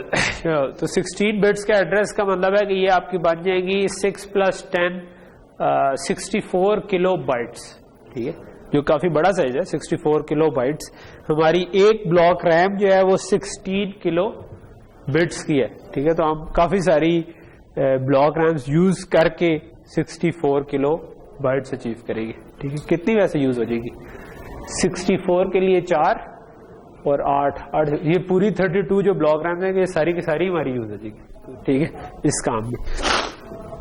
ऑब्वियसली आप जो प्रोजेक्ट कर रहे हैं उसमें आप इसका साइज छोटा कर सकते हैं इमेज का, ठीक है, और उसको थोड़े बड़े जगह पर फिर भी डिस्प्ले कर सकते हैं। अगर आप उसको छोटा भी रखेंगे ना तो आप उसको डबल साइज पे डिस्प्ले कर सकते हैं। उसकी LSB को ना टाइप करें, शुरू की कुछ बिट्स छोड़ दे तो उसके बाद वो सेम जगह 2-3 पिक्सल्स पे एक ही वैल्यू डिस्प्ले होती रहे तो वो जूम इन नजर आना शुरू हो, अगर आपको ब्लॉक रैम किसी और मकसद के लिए चाहिए। अच्छा, अगर मैंने ये ब्लॉक रैम बनानी है, ठीक है, तो ब्लॉक रैम बनाने के लिए मुझे क्या करना चाहिए, कैसे बनाते थे ब्लॉक रैम अगर Xilinx की ब्लॉक रैम बनानी? 3 तरीके थे इसके, ठीक है, 2 हमने देखे थे, एक रहता था। 2 क्या थे, उसमें टेम्पलेट्स में जाए Xilinx में, उनमें 2 तरीके टेम्पलेट से ही हमने भी देखे थे, ठीक है, कि यहां पे टेम्पलेट्स पे जाए, यहां पर हमारे पास क्योंकि हम वेरिलॉग कोड लिख रहे हैं, इसमें 2 ऑप्शन थी। एक था कि डिवाइस प्रिमिटिव, मेरे ख्याल लाइट ऑफ कर दूं, एक ये था कि डिवाइस प्रिमिटिव में चला जाऊं, एक ये था कि मैं कोडिंग एग्जांपल में चला जाऊं। तो इस केस में क्या सूट करेगा, डिवाइस प्रिमिटिव में या कोडिंग एग्जांपल्स में? अगर एक ब्लॉक रैम बनानी होती तो हम डिवाइस प्रिमिटिव वाला यूज कर लेते, लेकिन अगर ज्यादा ब्लॉक रैम्स बनानी है, जिस तरह हमने 32 यूज करनी है, तो हम चाहेंगे कि हम सिंथेसिस में जो कोडिंग एग्जांपल्स दिए इनमें चले जाए, ठीक है। इन कोडिंग एग्जांपल्स में रैम है और उसके अंदर ब्लॉक रैम है, डुअल पोर्ट। अभी तो मैंने सिर्फ इमेज डिस्प्ले करवाना है तो मैं सिंगल पोर्ट भी बना सकता था, लेकिन मैं बनाता डुअल पोर्ट से ही हूं, क्योंकि अगर आपने कल को उसमें प्रोजेक्ट में चेंज करनी है तो आप एक साइड राइट पोर्ट रखेंगे, एक रीड पोर्ट रखेंगे, तो मैं वही वाला कर लेता हूं। इसकी राइट पोर्ट को मैं 0 से टाइप कर दूंगा, ठीक है। So let's say 2 clocks, 1 right port, 1 read port, ये वाली एग्जांपल में उठा लेता हूं। तो ये जो पूरा कोड है इसको मैंने यहां से उठा के कॉपी किया और यहां पर अब मैं किधर चेंज करूं, यहां पर ये वो वाली जगह है जहां पर हम पहले ABC वाली रोम से उठा रहे थे। अब मैं चाहूंगा कि उन रोम से उठाने के बजाय हम अपनी ये जो नई ब्लॉक रैम उठा रहे हैं उधर से उठा रहे हैं। सो इधर मैं कोड के अंदर चेंज कर सकता हूं। सो मे बी मैं इसके ऊपर एक अपना सेक्शन बना लेता हूं जिसके अंदर मैं चेंज करने लगा। सो ये जो मैंने 2 लाइनें लगा दी, इसके अंदर अपना कोड पेस्ट कर दिया, ठीक है। अच्छा, रैम की बिट्स कितनी है हमारी, बिट्स कितनी है, 8 बिट है, ठीक है। रैम की एड्रेस बिट्स कितनी है, कितनी, 16 है, क्योंकि 256 बाय 256 है। तो 256 इंटू 256 करेंगे, 256 के लिए भी 8 चाहिए होती है, 256 के लिए भी 8, तो 8 + 8 16 बिट्स हो जाएगी भाई, ठीक है। रैम का कोई नाम देना था, हमने कहा रैम नेम ही रख देते हैं, चलो ठीक है। अभी मैं मिनिमम चेंज कर रहा हूं, वैसे आप इसको मीनिंगफुल नाम दे दे तो बेहतर है, ठीक है। रेज या वायर डिक्लेयर करना है, मैं रेज डिक्लेयर कर देता हूं लेट से, और इसको भी रेज डिक्लेयर कर देते हैं, ठीक है। अच्छा, एड्रेस ए, एड्रेस बी और इनपुट ए, ठीक है। 2 पोर्ट्स हैं हमारी,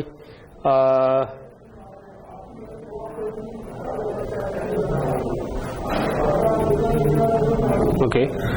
अच्छा, इनमें से अब जो ए पोर्ट है वो राइट पोर्ट है और बी पोर्ट जो है वो रीड पोर्ट है, जैसे कि नजर आ रहा है नीचे। यहां पर जो कोड लिखा हुआ है उसमें रैम के अंदर लिखवाया जा रहा है ए पोर्ट पे और रैम से उठाया जा रहा है बी पोर्ट पे, ठीक।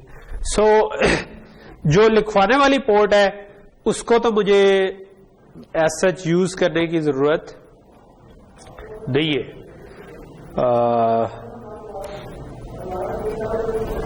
सो मैं क्या कर देता हूं कि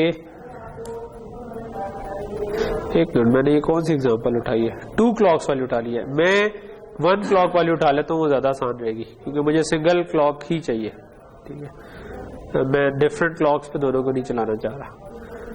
सो लेट्स से कि मैं इस पूरे को कॉपी करता हूँ और ये वाली चेंजेस मैं दोबारा कर देता हूँ, ठीक है। मे बी इस पूरे को डिलीट किया और ये सिंगल क्लॉक वाली एग्जांपल मैंने उठा ली।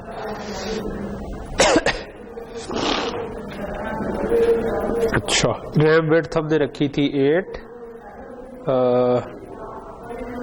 और रैम एड्रेस विड्थ रखी थी हमने 16 और इसके बाद रैम नेम और आउटपुट डाटा,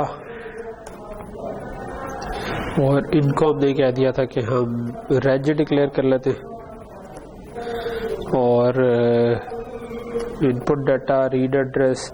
अच्छा, फिलहाल हमने रीड इसको करना है लेकिन राइट नहीं करना, ठीक है। तो जब आप एक्चुअल में कर रहे होंगे तो जो लेट से वो बंदा है जिसने गेम की लॉजिक बनाई हुई है वो राइट पोर्ट को यूज कर रहा होगा और जिसने रीड करना है वो तो हम ऑलरेडी टाई कर रहे हैं, ठीक है। अच्छा, फाइल को रीड करने को फिलहाल मैं इग्नोर करता हूं, उसको मैं बाद में देखता हूं, ठीक है। अगर राइट इनेबल आए तो हमने रैम के ऊपर जो भी राइट एड्रेस आ रहा है उसके ऊपर इनपुट डाटा राइट करवा देने, जो कि हमारे केस में कोई हमने इस पर राइट अभी करवाना ही नहीं। और रीड वाला डाटा जो है ये हमारे काम का है, ये हम देख लेते हैं, ठीक है। रीड एड्रेस भी हमने जनरेट करना है, ये भी हम देख लेते हैं, ठीक है। और तीसरी चीज है क्लॉक। सो इस मॉड्यूल के अंदर हम देख लेते हैं जो भी क्लॉक आ रहा है वो यूज कर लेते हैं।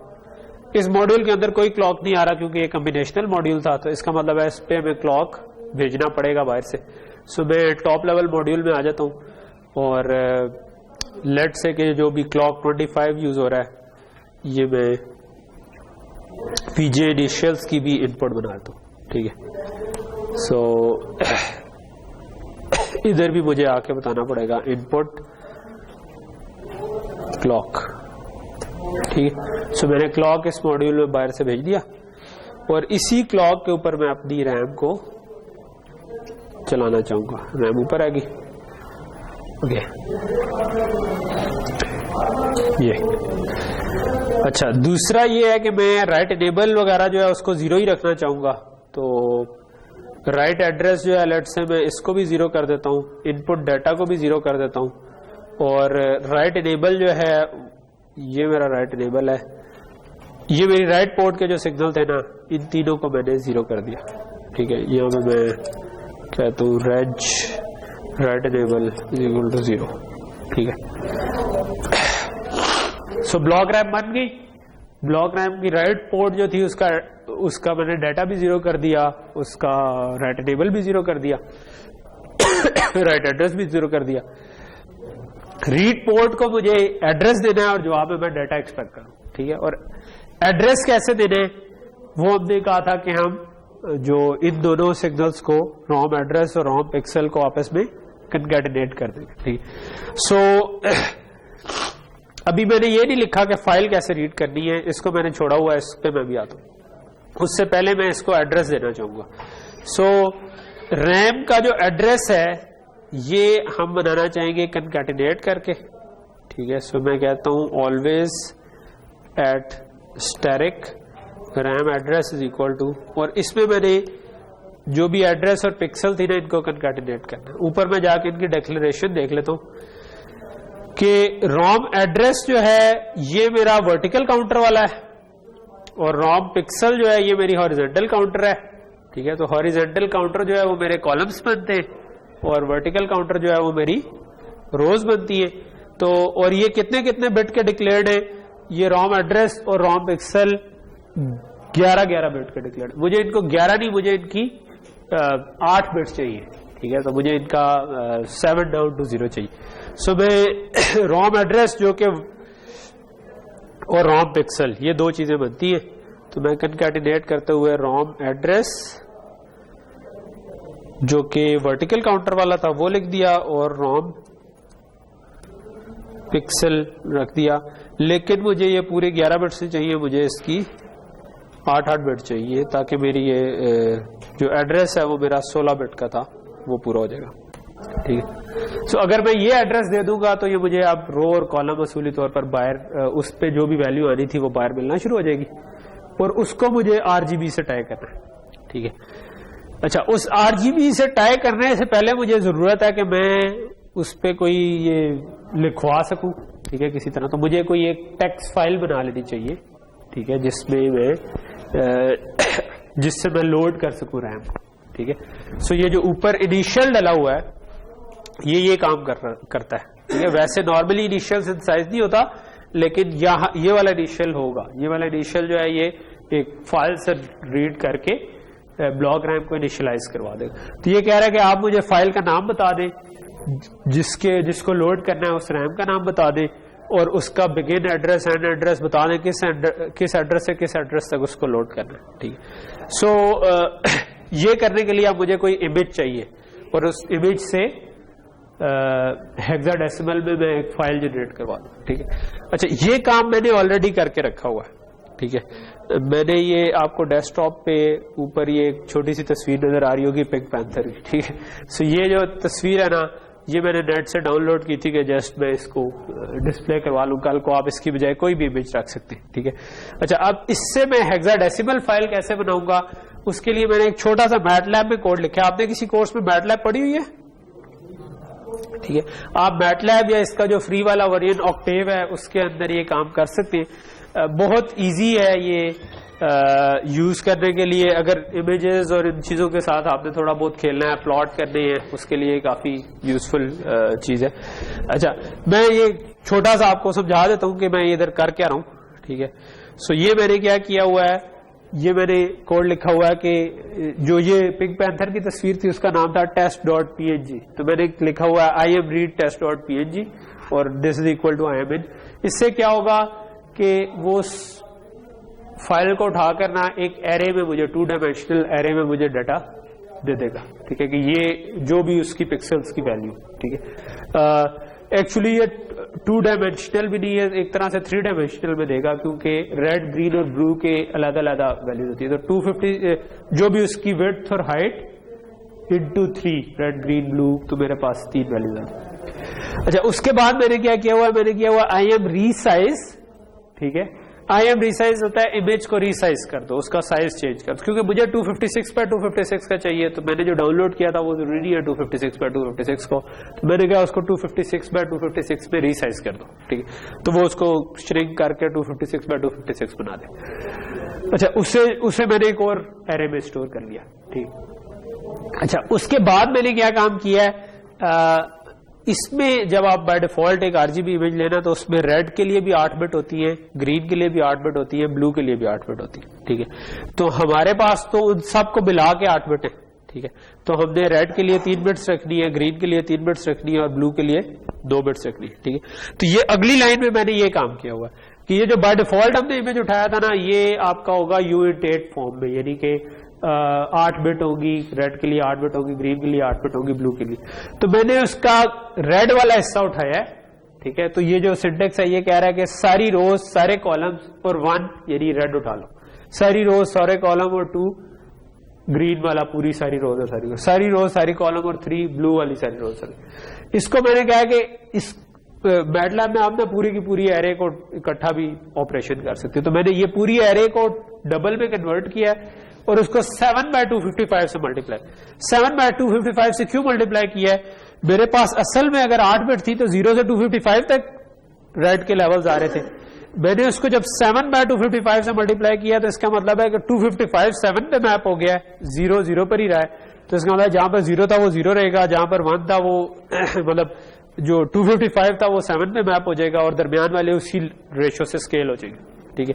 इसी तरह ग्रीन को भी मैंने 7/255, ब्लू को मैंने 7 के बजाय 3/255, क्योंकि 2 बिट्स हो तो मैक्सिमम मेरे पास 3 तक नंबर आ सकता है। अगर 3 बिट्स है तो मेरे पास मैक्सिमम 7 तक। तो मैंने क्योंकि 3 बिट्स थी तो मैंने इनको 7 तक। ये करने के बाद मैंने क्या किया कि उनको दोबारा एक ही नंबर में प्लेस कर दिया है। एक ही नंबर में कैसे प्लेस किया है? मैंने कहा कि रेड वाला तो है वो उसी तरह उठा लो, ठीक है। तो अब रेड मेरे पास इस ऑपरेशन के बाद 0 से लेकर 7 तक आ गया था, 3 बिट आ गया, ठीक है। उसके बाद मैंने ग्रीन को 8 से मल्टीप्लाई किया तो ये उससे अगली 3 बिट में आ जाएगा, ये भी 0 से 7 तक आ गया। इसको 8 से मल्टीप्लाई किया और फिर जो आखिरी 2 बिट्स थी उसको मैंने इसको 64 से मल्टीप्लाई किया तो 64 6 0 के बाद 1 आ रहा होता है, तो वो आखिरी 2 बिट्स में ब्लू प्लेस हो जाएगा। ये मेरे पास जो रिजल्टेंट इमेज बनेगा ना, ये इमेज इसमें आपके पास 1 बाइट के अंदर रेड ग्रीन और ब्लू तीनों चीजें होंगी, ठीक है। और फाइनली मैंने क्या किया है कि इसको हेक्साडेसिमल में लिखवा दिया, ठीक है। एक मैंने फाइल खोली, मैंने कहा temph.txt खोलो और उसमें क्या करो हेक्साडेसिमल %.2x अगर आपने लिखा होगा तो इसका मतलब है कि आप 2 डिजिट्स में लिखवाना चाह रहे हैं हेक्साडेसिमल नंबर, ठीक है। x का मतलब होता है हेक्साडेसिमल नंबर। और उसको मैंने बता दिया कि यार ये इमेज जो है ना इसको U8 कहते हैं, अनसाइंड 8 बिट वाला, ठीक है। उस फॉर्म में कैरेक्टर की फॉर्म में ले जाओ इसको और इसको लिखवा दो। अगर ये वाला कोड मैं रन करूं ना तो ये पूरा काम हो जाएगा। ये वाला कोड भी मैं आपको दे दूंगा, ठीक है। ये मैं अपलोड कर दूंगा ताकि आपने इसके बजाय कोई और इमेज अगर रखना है, लट से आप कोई वेंडिंग मशीन बना रही हैं, उसमें आपने कोई कोक दिखानी है, कुछ और दिखाने आइटम दिखाना, तो आप उन सब के इमेजेस अलग-अलग से सेव करके रख सकते हो। बट आई वुड प्रेफर कि उनका साइज आप छोटा कर दें क्योंकि इसमें सारी ब्लॉक रैम्स यूज होगी है, तो छोटे साइजेस वाले ज्यादा बेहतर रहेंगे, ठीक। ओके, सो इसके रिजल्ट में ये temph.txt बन गई है स्क्रीन पे, ठीक है। तो जो अभी 12:42 पे मॉडिफाई हुई है, ठीक। अच्छा, ये अब इसको अगर मैं खोल के देखूं तो ये एक हेक्साडेसिमल फाइल है जिसके अंदर बहुत सारे FF है, यानी क्योंकि वो वाइट थी बैकग्राउंड में तो वो वाइट है। और कहीं ना कहीं पे जाकर कोई पिंक पैंथर की वैल्यूज भी आ जाएगी जो हमें इसमें देखकर पता नहीं चलेगी, खुद नीचे लेके गए तो पता नहीं। हाँ, ये कहीं पे वैल्यूज आ रही है तो इसका मतलब है कुछ ना कुछ ठीक आ रहा है। बाकी हम इसको चला के भी देखते हैं। सो याद है, चीज समझ आ गई? अच्छा, ये जो हेक्साडेसिमल फाइल बन गई है इसको मैंने कॉपी किया, ठीक है। और जो मेरे प्रोजेक्ट वाली डायरेक्टरी थी ये वाली, इसके अंदर मैंने पेस्ट कर दिया, ठीक है। सो अब इधर कहीं पे आ गई होगी ये अब पड़ी है, ठीक है।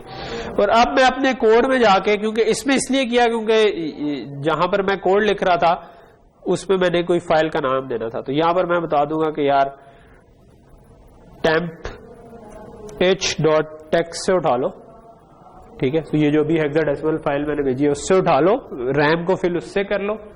रैम का नाम जो है वो मैंने रैम नेम को चेंज नहीं किया था तो वो रैम नेम ही है। और कहां से कहां तक फिल करना है उसको 0 एड्रेस से फिल करो और 256/256 लिखा नहीं जा रहा था, नाम लॉक दबा हुआ है। ओके, सो इसको इसके बजाय 256 बाय 256 माइनस 1, ठीक है। सो यहां तक कर लो, ठीक है। सो अब असूली तौर पर क्या होगा कि जब मैं इसको सिंथेसाइज करूंगा, अगर सब कुछ ठीक ठीक चला और इफ एवरीथिंग गोज वेल, तो वो वाला इमेज से जो हेक्साडेसिमल फाइल बनी हुई थी वो लोड होकर ब्लॉक रैम में शुरू में ही आ जाएगी। और फिर जब आगे मैं उससे रीड करना चाह रहा हूं तो मैंने एड्रेस दे दिया उसका ठीक ठीक, जो मेरे हिसाब से ठीक ठीक था, हो सकता है गलत हो जब हम फर्स्ट टाइम चलाएं, क्योंकि पहली दफा गलत होना जो है वो बड़ा नॉर्मल सी चीज होती है। तो वो एड्रेस दूंगा तो उसका डाटा बाहर निकल आएगा, और अब उस डाटा को मैंने टाई करना है RGB वैल्यूज से, ठीक है। एक वो नहीं किया हुआ और एक इसकी विड्थ और हाइट को मैंने प्रॉपरली, तो मैं सबसे पहले तो जाकर जो विड्थ और हाइट जो 16:32 थी, इनको मैं दोनों को 256/256 कर देता हूं। एक काम हो गया। और दूसरा काम अब मेरा ये रह गया कि जो रेड ग्रीन ब्लू के साथ जो है ना, अभी भी वही वैल्यूज टाइड है जो कि पहले टाइड थी, तो मैं ये नहीं चाहता। मैं चाहता हूं कि जो ब्लॉक रैम का डाटा आउटपुट आ रहा है वो इसके साथ टाई हो जाए, क्योंकि ब्लॉक रैम पे हॉरिजॉन्टल काउंटर और वर्टिकल काउंटर की बेस पे हमने एड्रेस तो सही जनरेट कर दिया है, लेकिन जो डाटा बाहर आ रहा है वो हमने RGB से भी टाई नहीं किया। तो ये जो RGB पहले टाई हुए मैं इनको कमेंट कर देता हूं, ठीक है। मैं इसकी एक लेट से कॉपी बना लेता हूं और इन तीनों को मैं कमेंट कर देता हूं, ठीक है। और अब मैं इस जगह पर जो इनको वैल्यू देना चाहता हूं वो अब फिक्स वैल्यू नहीं है, बल्कि हर एक की या ब्लॉक रैम के डाटा आउट से वैल्यूज आ रही होंगी, ठीक है। सो ब्लॉक रैम का डाटा आउट जो है ना वो ये है, आउटपुट डाटा 8 बिट का है। रेड के लिए भी 3 बिट्स, ग्रीन के लिए भी 3 बिट्स और ब्लू के लिए 2 बिट्स, ठीक है। कौन सी होंगी बिट्स, ये हमने जिस तरह मैटलैब में लिखवाई थी। मैटलैब में किस तरह लिखवाई थी हमने, मैटलैब में हमने रेड को LSBs में रखा था। पहली 3 बिट रेड थी, उससे अगली 3 बिट जो थी, क्योंकि 8 से मल्टीप्लाई किया था, वो ग्रीन की थी, उससे अगली 2 बिट जो थी वो ब्लू की थी। तो यही वाला काम हम इधर कर देते हैं कि रेड जो था वो 2 डाउन टू 0 हो जाएगा, और 3 4 5 डाउन टू 3 जो होगा वो ग्रीन हो जाएगा, और 7 डाउन टू 6 जो है ये आपका ब्लू हो जाएगा, ठीक। So hopefully if everything goes well, तो हमने क्या किया है थोड़ी सी देर में कि हमने एक ब्लॉक रैम बड़ी सी लगा दी है जो सारी ब्लॉक रैम से मिलकर बन रही होगी, क्योंकि 32 ब्लॉक रैम से, उसको हमने इनिशियलाइज कर दिया है एक हेक्साडेसिमल फाइल से, जो कि हमने मैटलैब से जनरेट की किसी भी इमेज को डाउनलोड करके। और उसके बाद हमने इसको क्या लेंगे, हमने उस रीजन में ना 256/256 के रीजन में हमारे पास इमेज डिस्प्ले हो जाना चाहिए, क्योंकि ब्लॉक रैम की एड्रेस को हमने टाई कर दिया है, जो भी पहले से ही एड्रेस हॉरिजॉन्टल और वर्टिकल के ठीक ठीक जनरेट हो रहे थे, और जो डाटा आ रहा है उसको हमने टाई कर दिया है RGB की वैल्यू से। तो अब हम इसको सिंथेसाइज करके देखते हैं कि क्या कोई एरर तो नहीं है। सबसे पहले तो ये देखिए अच्छा, कोई डिफॉल्ट एरर तो नहीं आ रहा। तो मैं डबल क्लिक करता हूँ जनरेट प्रोग्रामिंग फाइल को, और लेट्स होप कि ये वो लकी डेज होगी जिसमें पहली दफा में ये चल जाती है। अच्छा, मीनवाइल जितनी देर ये सिंथेसाइज होता है, आप लोगों का आज के दिन आपने मुझे शाम से पहले पहले अपनी प्रोग्रेस बतानी है सारों ने, ठीक है। आपको पिछले मंडे ट्यूसडे तक बताना था कि प्रोजेक्ट क्या है, वो कुछ लोगों ने नहीं बताया, तो उनके मार्क्स कुछ ना कुछ रिड्यूस होंगे। आज आपने मुझे आके प्रोग्रेस बतानी है जितनी भी हो, ठीक है। तो अगर उस प्रोग्रेस के कुछ ना कुछ मार्क्स होंगे। अब उसके बाद फिर हम देखते हैं कि जो आपका फाइनल प्रोजेक्ट बनता कैसे। जी किसकी? तो क्यों 1 बजे अरेंज की? हाँ हाँ नहीं ठीक है, लेकिन आप उनको बताओ ना कि 10 बजे में फारग हो तो। नहीं मैं तो नहीं 5-10 मिनट जल्दी छोड़ूंगा। ये उनका काम है कि वो अगर उन्होंने पहले लेनी है तो वो किसी ऐसी जगह पर ले। बल्कि अभी तुमने वो भी करनी है भाई, जो एक्स्ट्रा क्लास करनी थी वो फाइनल करो थर्सडे को, ठीक है। ओके, सो ये हमारी प्रोग्रामिंग फाइल जनरेट होगी।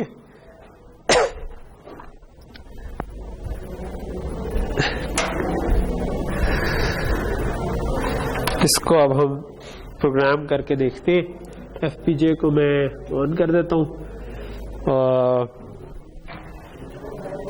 और अडेप्ट कहाँ गया हमारा, खुला हुआ है। एक दफा दोबारा मैं चेक कर लूँ सही फाइल कनेक्ट 1250 हुए हैं, ठीक है बिल्कुल सही है। अभी जनरेट हुई है।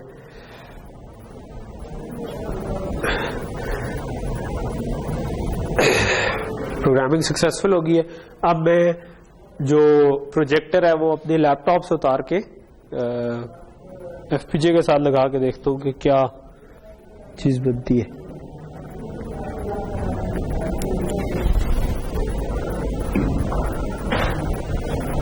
ओके, सो हमारा पिंक पैंथर इधर आ गया है, ठीक है, बट वो लेटा हुआ है जरा कोई इसका मतलब है कुछ मसला है। रोज कॉलम्स आपस में इंटरचेंज हो गई है। जहां पे मैंने रोज जोड़नी थी वहां पे कॉलम्स जोड़ दिए। मैं इसको कोड में वापस आता हूं और इन रोज और कॉलम्स को उल्टा टाई कर देता हूं, ठीक है। वैसे मैंने अपने हिसाब से तो ठीक टाई किया था, बट लेट्स सी कि अगर मैं इनको रोज को कॉलम और कॉलम को रोज बना दूं तो क्या बनता है, ठीक है। तो बज़ाहिर तो यही लग रहा है, नहीं तो वो डिस्प्ले ही ना होता, ठीक है। सो मैं इसको उठा के इधर कर लेता हूँ और इसको उठा के इधर कर लेता हूँ, ओके।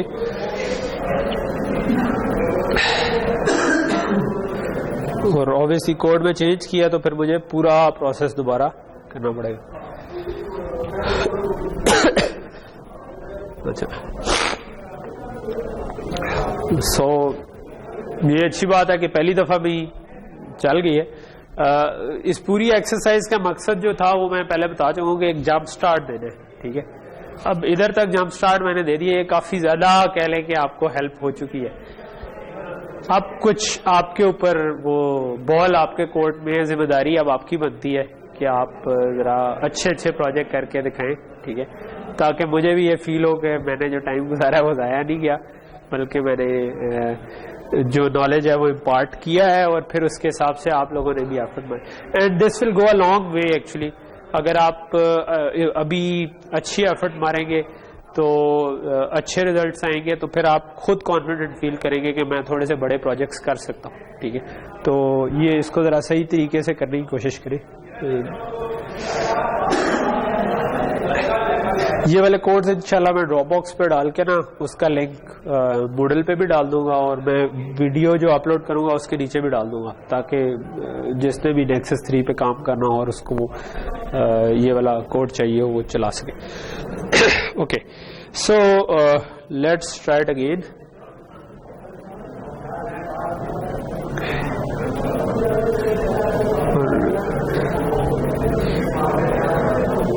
प्रोग्रामिंग सक्सेसफुल हो गई। अब मैं दोबारा इसको उठा के इसके साथ टाई करता हूँ।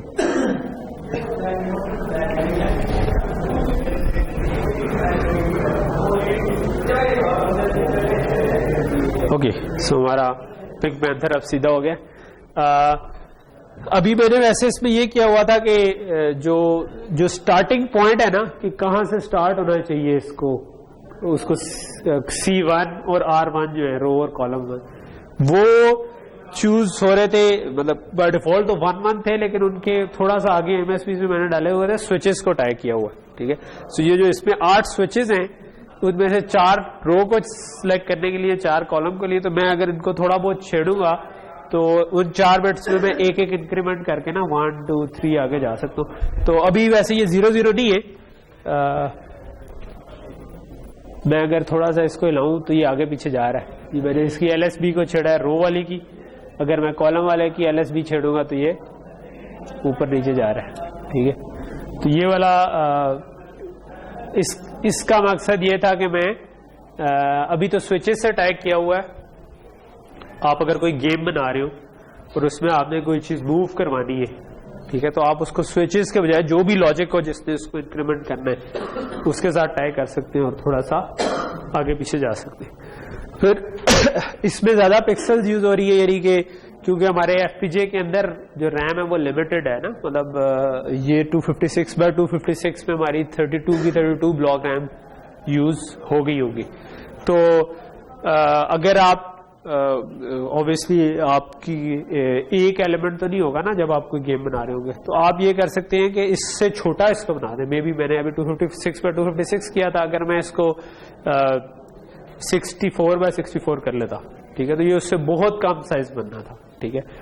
हो सकता है कि एक ब्लॉक रैम भी आ जाता, ठीक है, या 6 बिट होती है, 2-3 ब्लॉक रैम लग जाती थी उसमें, या उससे भी कम कर लेता तो वो एक ब्लॉक रैम 32 बाय 32 में एक। लेकिन आप उसको अगर इतना ही बड़ा दिखाना चाह रहे हैं तो वो स्टिल आप दिखा सकते हैं, ठीक है। उसके लिए आप क्या कर सकते हैं कि जो आपका हॉरिजॉन्टल काउंटर है ना उसकी और वर्टिकल काउंटर उसकी मल्टीपल वैल्यूज पे सेम पिक्सल दिखा दे, तो वो एक डब्बा जो होगा वो बड़ा हो जाएगा, ठीक है। यानी कि अभी तो हर पिक्सल पे अलग अलग वैल्यू आ रही है ना, तो आप ये करें कि लेट से जो अभी हमने रॉम एड्रेस उठाया था, ये एक छोटा सा वैसे एक्सपेरिमेंट में आपको करके शायद दिखा ही देता हूं, लेकिन उसमें हमें सिंथेसिस एक और करना पड़ेगा कि जिस तरह ये मैंने रॉम पिक्सल, ये आपको भी नजर नहीं आ रहा होगा, लेट से कि मैं इसको इससे डबल साइज में दिखाना चाहता हूं, ये थोड़ा सा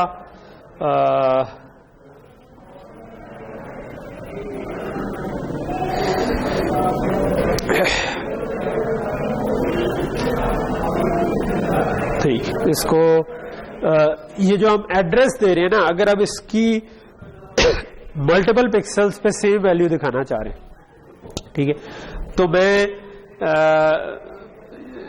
जो रैम एड्रेस बनता है ना उसको थोड़ा सा मॉडिफाई कर सकता हूँ। कैसे मॉडिफाई, ये थोड़ा सोचना पड़ेगा कि मैं चाहता हूं कि एक डब्बा जो है ना वो 4 डब्बों पर लेट से मुहित हो, बजाय इसके कि मैं इसके हाफ साइड्स की इमेज 1/4 साइज का इमेज लेट से दिखाना चाहता हूं, ठीक है। तो उस केस में मैं ये कर सकता हूं कि आपका जो ये एड्रेस बन रहा है ना, इसको मैं 7 डाउन टू 0 के बजाय 8 डाउन टू 1 कर लूं, ठीक है, बल्कि 7 डाउन टू 1 कर लूं इसको, और उसके पीछे लेट से 1 टिक D 0 लगा दूं, और इसको मैं 7 डाउन टू 1 कर लूं और 1 टिक D 0 लगा दूं, ठीक है। अच्छा, इससे क्या होगा? इससे अब ये होगा कि आप जितनी देर, बल्कि इसको भी मैं थोड़ा सा चेंज कर लेता हूं, इसको मैं 6 डाउन टू 0 कर लेता हूं, ठीक है। सो लेट से कि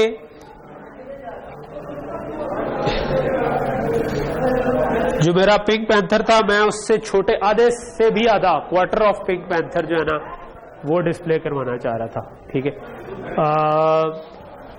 उस क्वार्टर पे बाकी यानी कि आप उसके बजाय क्वार्टर वाला साइज है ना उस साइज का अगर इमेज बना लेते हैं, तो अभी मैंने क्या किया है कि एक एक बिट जो है ना वो फिक्स 0 ही पीछे वाली कर दी है इसकी, ठीक है, कि रोम का एड्रेस जो है ना उसकी वो 2-2 का इंक्रीमेंट करेगा, ठीक है। तो मेरा ख्याल है कि इसको चलना चाहिए। मुझे थोड़ा सा, वैसे मैं अभी ऑन द फ्लाई कर रहा हूं, लेकिन इसको हमें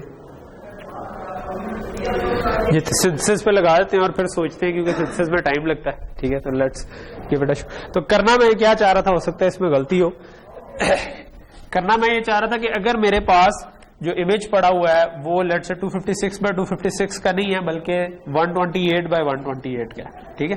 तो जो भी पिंक पैंथर हमारा था उसका ये वाला रीजन, ठीक है, आधा सा कोई पिंक पैंथर इधर कोने पे बना हुआ नजर। सो लेकिन मैं उसको उसी रीजन पर डिस्प्ले करवाना चाह रहा हूँ, ठीक है।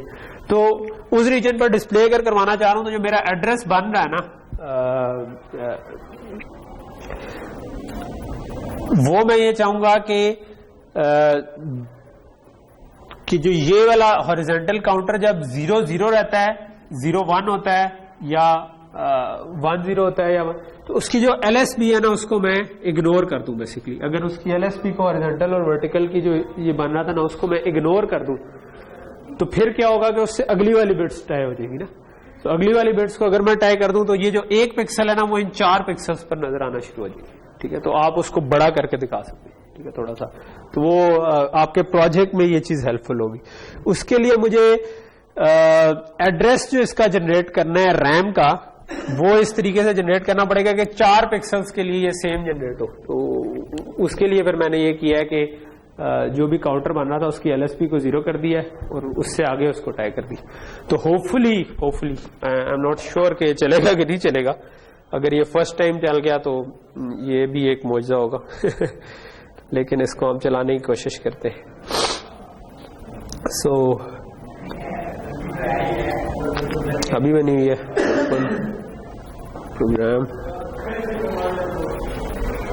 प्रोग्रामिंग सक्सेसफुल होगी। इसको मैं उतार के लगाता हूँ।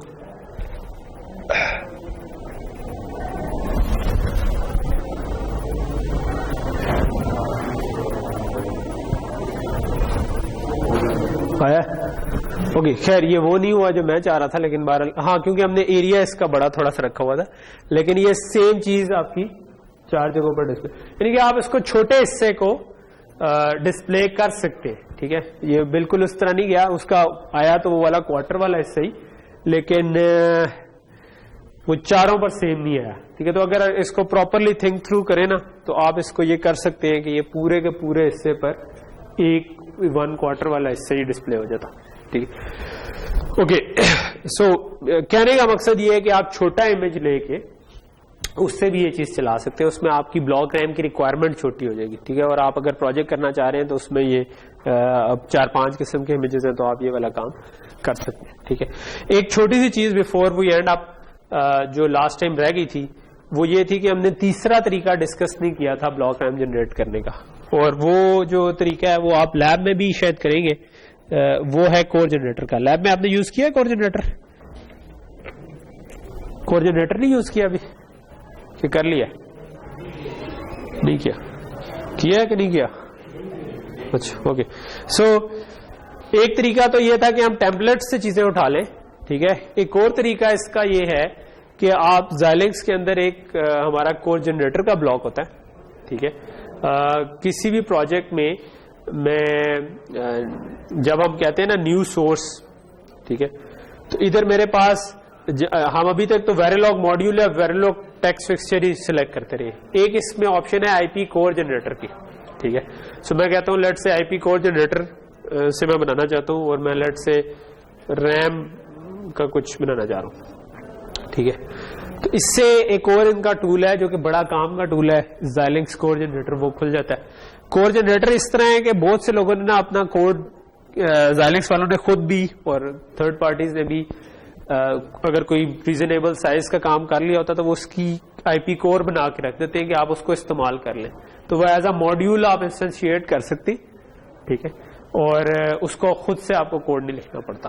ठीक है, फॉर एग्जांपल आपने फोरियर ट्रांसफॉर्म लेनी है, आपने फिल्टर डिजाइन करना है, आपने कुछ, तो ये वाले काम आपको खुद से करने की जरूरत नहीं है। आप FFT का ब्लॉक चला लें, आप फिल्टर का ब्लॉक चला लें। ठीक है, इसी तरह फ्लोटिंग पॉइंट नंबर्स यूज करने हैं तो उसके भी है। तो ये एक पूरी लिस्ट है, ठीक है, जो कि आप यूज कर सकते हैं। सो इसमें आप जो है ना,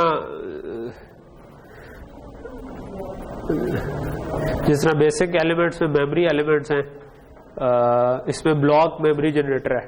ठीक है, सो अगर मैं इसको सिलेक्ट करूं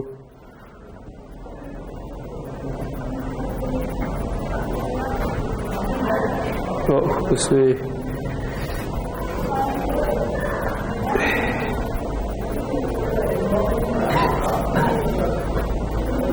ये आपका ना एक ब्लॉक मेमोरी जनरेटर खुल गया। ठीक है, सो ये अभी क्योंकि मैंने इसकी रेजोल्यूशन खराब किया, वरना बिल्कुल सही नजर आता है ताकि प्रोजेक्टर पे सही नजर आए।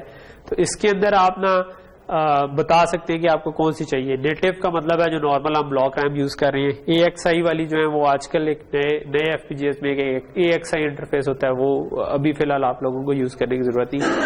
अच्छा, अब मिसाल के तौर पर मुझे ये पूछ रहा है कि कौन सी चाहिए, ट्रू डुअल पोर्ट चाहिए, सिंगल पोर्ट चाहिए, क्या चाहिए? तो मैं कहता हूँ लेट से मुझे true dual port block RAM चाहिए, ठीक है, ओके। ये पूछ रहा है कॉमन क्लॉक है या नहीं है, मैं कहता हूँ नहीं, मुझे डिफरेंट क्लॉक चाहिए। बाइट इनेबल यूज करने हैं या नहीं करने, लेट से मैं कहता हूँ कि नहीं यूज करने, ठीक है। तो अच्छा, जैसे जैसे मैं ये ऑप्शन सिलेक्ट करूंगा ना, ये लेफ्ट वाली तस्वीर की ना पोर्ट्स उसी तरह हो जाएगी, क्योंकि मैंने इसको कहा dual port, true dual port, तो अब A और B दोनों पोर्ट्स आ गए हैं। शुरू में ये सिर्फ सिंगल पोर्ट सिलेक्टेड था, तो उस केस में B वाली पोर्ट डिसेबल होगी, सिर्फ ये आपको नजर आ रही होगी, ठीक है। ट्रू डुअल पोर्ट में address data in, red enable, clock data out, दोनों में ये चीज आ रही है, ठीक है। अगर मैं कोई और इनेबल रखना चाहूं तो वो मतलब राइट इनेबल अगर रखना चाहूं तो वो पीछे गुजरा था, उस चेक बॉक्स को चेक कर दूंगा तो वो बाइट इनेबल आ जाएगी, ठीक है। इधर ऑलवेज इनेबल्ड है, अगर मैं कहूं नहीं मुझे इनेबल की पिन चाहिए तो इधर आपका अब इनेबल वाली पिन भी, अगर मैं नेक्स्ट करूंगा तो ये इनेबल की पिन भी इनेबल हो जाएगी, ठीक है। सो मैं अभी कहता हूं नहीं मुझे हमेशा इनेबल्ड चाहिए। इसी तरह आप इसकी विड्थ भी सिलेक्ट कर सकते हैं, ठीक है। सो जितनी मर्जी आप विड्थ रख लें और नेक्स्ट कर लें। इसमें भी आप फाइल लोड कर सकते हैं, ठीक है। जिस तरह अभी हमने फाइल लोड की थी ना, अगर मैं इधर वो वाली फाइल दे दूं temp-h जो भी थी, तो वो यहाँ पे भी लोड कर सकते हैं आप, ठीक। कोई भी नाम उसका कोई भी रख देना, temp तो मैंने भी रखा हुआ था, ठीक है। और रीसेट यूज करना है नहीं करना, लेट से इसको मैं कहता हूँ जनरेट। तो जब इसको हम जनरेट करते हैं ना, तो एक फाइल जनरेट होती है जिसको हम कहते हैं XCO, ठीक है, Xilinx Core, X for Xilinx, CO for core, ठीक है। सो वो Xilinx Core की जो फाइल है ना, अगर मैंने इस तरह से जनरेट किया तो वो बाय डिफॉल्ट इस प्रोजेक्ट में ऐड हो जाएगी, ठीक है। आप कोर जनरेटर से अलग भी जनरेट कर सकते हैं, फिर वो जितनी भी फाइलें बनाए ना वो सारी प्रोजेक्ट के अंदर की डायरेक्टरी में कॉपी करें और उसको आप XCO को ऐड भी कर सकते हैं प्रोजेक्ट, ठीक है। तो उसके बाद आप इसका टेस्ट बेंच लिख के इसको सिमुलेट भी कर सकते हैं अगर करना चाहें, और आप इसका मॉड्यूल का सीधा सीधा इंस्टेंस बनाकर इस्तेमाल भी कर सकते हैं। इसका एक जो है ना वेरिलॉग मॉडल जो है ना वो भी साथ क्रिएट हो जाएगा। ये जो आपका प्रोजेक्ट है ना, ये जिस तरह ये प्रोजेक्ट है, ठीक है, फोल्डर है जिसमें हम अभी काम करें। सो इसके अंदर एक IP कोर डायरेक्टरी है। अभी ये कोर जनरेटर चल रहा है ना, तो वो इसके इस IP कोर डायरेक्टरी के अंदर फाइलों को जनरेट करेगा, ठीक है। तो इसके अंदर आपको इसका एक वेरिलॉग मॉडल भी मिल जाएगा। उसकी जो पोर्ट्स हैं आप बिल्कुल वही कॉपी पेस्ट करके इंस्टेंस बना लें और इसको आराम से टेस्ट कर लें जिस तरह भी टेस्ट करना हो, और ये आपका काम चल जाए। सो कोर जनरेटर का ये फायदा है कि बना बनाया बहुत सा मटेरियल ऑलरेडी पड़ा हुआ है। तो आजकल के दौर में मेरे ख्याल में सारा कुछ स्क्रैच से नहीं बनाना चाहिए। अगर आप FFT करना चाह रहे हैं तो आपको FFT का कोड खुद नहीं लिखना चाहिए, बल्कि कोर यूज करनी चाहिए। अगर आप फिल्टर करना चाह रहे हैं आप फिल्टर की कोर यूज करें, आपका भी टाइम बचेगा। किसी और ने ऑलरेडी बनाकर इसीलिए रखा हुआ है कि आप उसको यूज करें और आप उससे ऊपर वाले प्रॉब्लम को सॉल्व करने की कोशिश, ठीक है। सो आप में से कोई अगर प्रोजेक्ट में इस किस्म का काम करना चाहता है कि वो कोर जनरेटर को यूज करते हुए लेट से के FFT को फिल्टर को यूज करके टेस्ट करना चाहता है, तो वो भी ये काम आप कर सकते हैं, ठीक है। सो ये मुझसे डिस्कस करने से पहले कि मैं ये बनाना चाह रहा हूँ तो मुझे कोई मसला नहीं होगा, ठीक है। तो अब ये आप देख रहे होंगे प्रोजेक्ट में एक ये ramtest.xco फाइल ऐड होगी, ठीक है। और ये आपकी फाइल जो है ना, ये प्रोजेक्ट के फोल्डर के अंदर भी कहीं पे ये कोड, ये वही वाला फोल्डर जो मैंने खोला हुआ था ना, इसके अंदर ये फाइलें सारी जनरेट होगी। इनमें से एक फाइल जो है ना ये XCO फाइल है, इसके अलावा भी बाकी। इसमें एक एहतियात करें कि अगर आपने एक जगह पे कोड जनरेट किया ना तो दूसरे प्रोजेक्ट में भी आप यूज कर सकते हैं, लेकिन जनरली वो बाज का प्रॉब्लम करता है। उसका आसान तरीका ये होता है कि आप ये सारी फाइलें कॉपी करके उधर उस प्रोजेक्ट में भी पेस्ट कर दें और फिर उसको ऐड करें, तो फिर वो ठीक काम करता रहेगा, क्योंकि ये हार्डवेयर के टूल्स में बाज का कुछ ना कुछ छोटे मोटे, ठीक है। इधर हम आप रुक जाते हैं और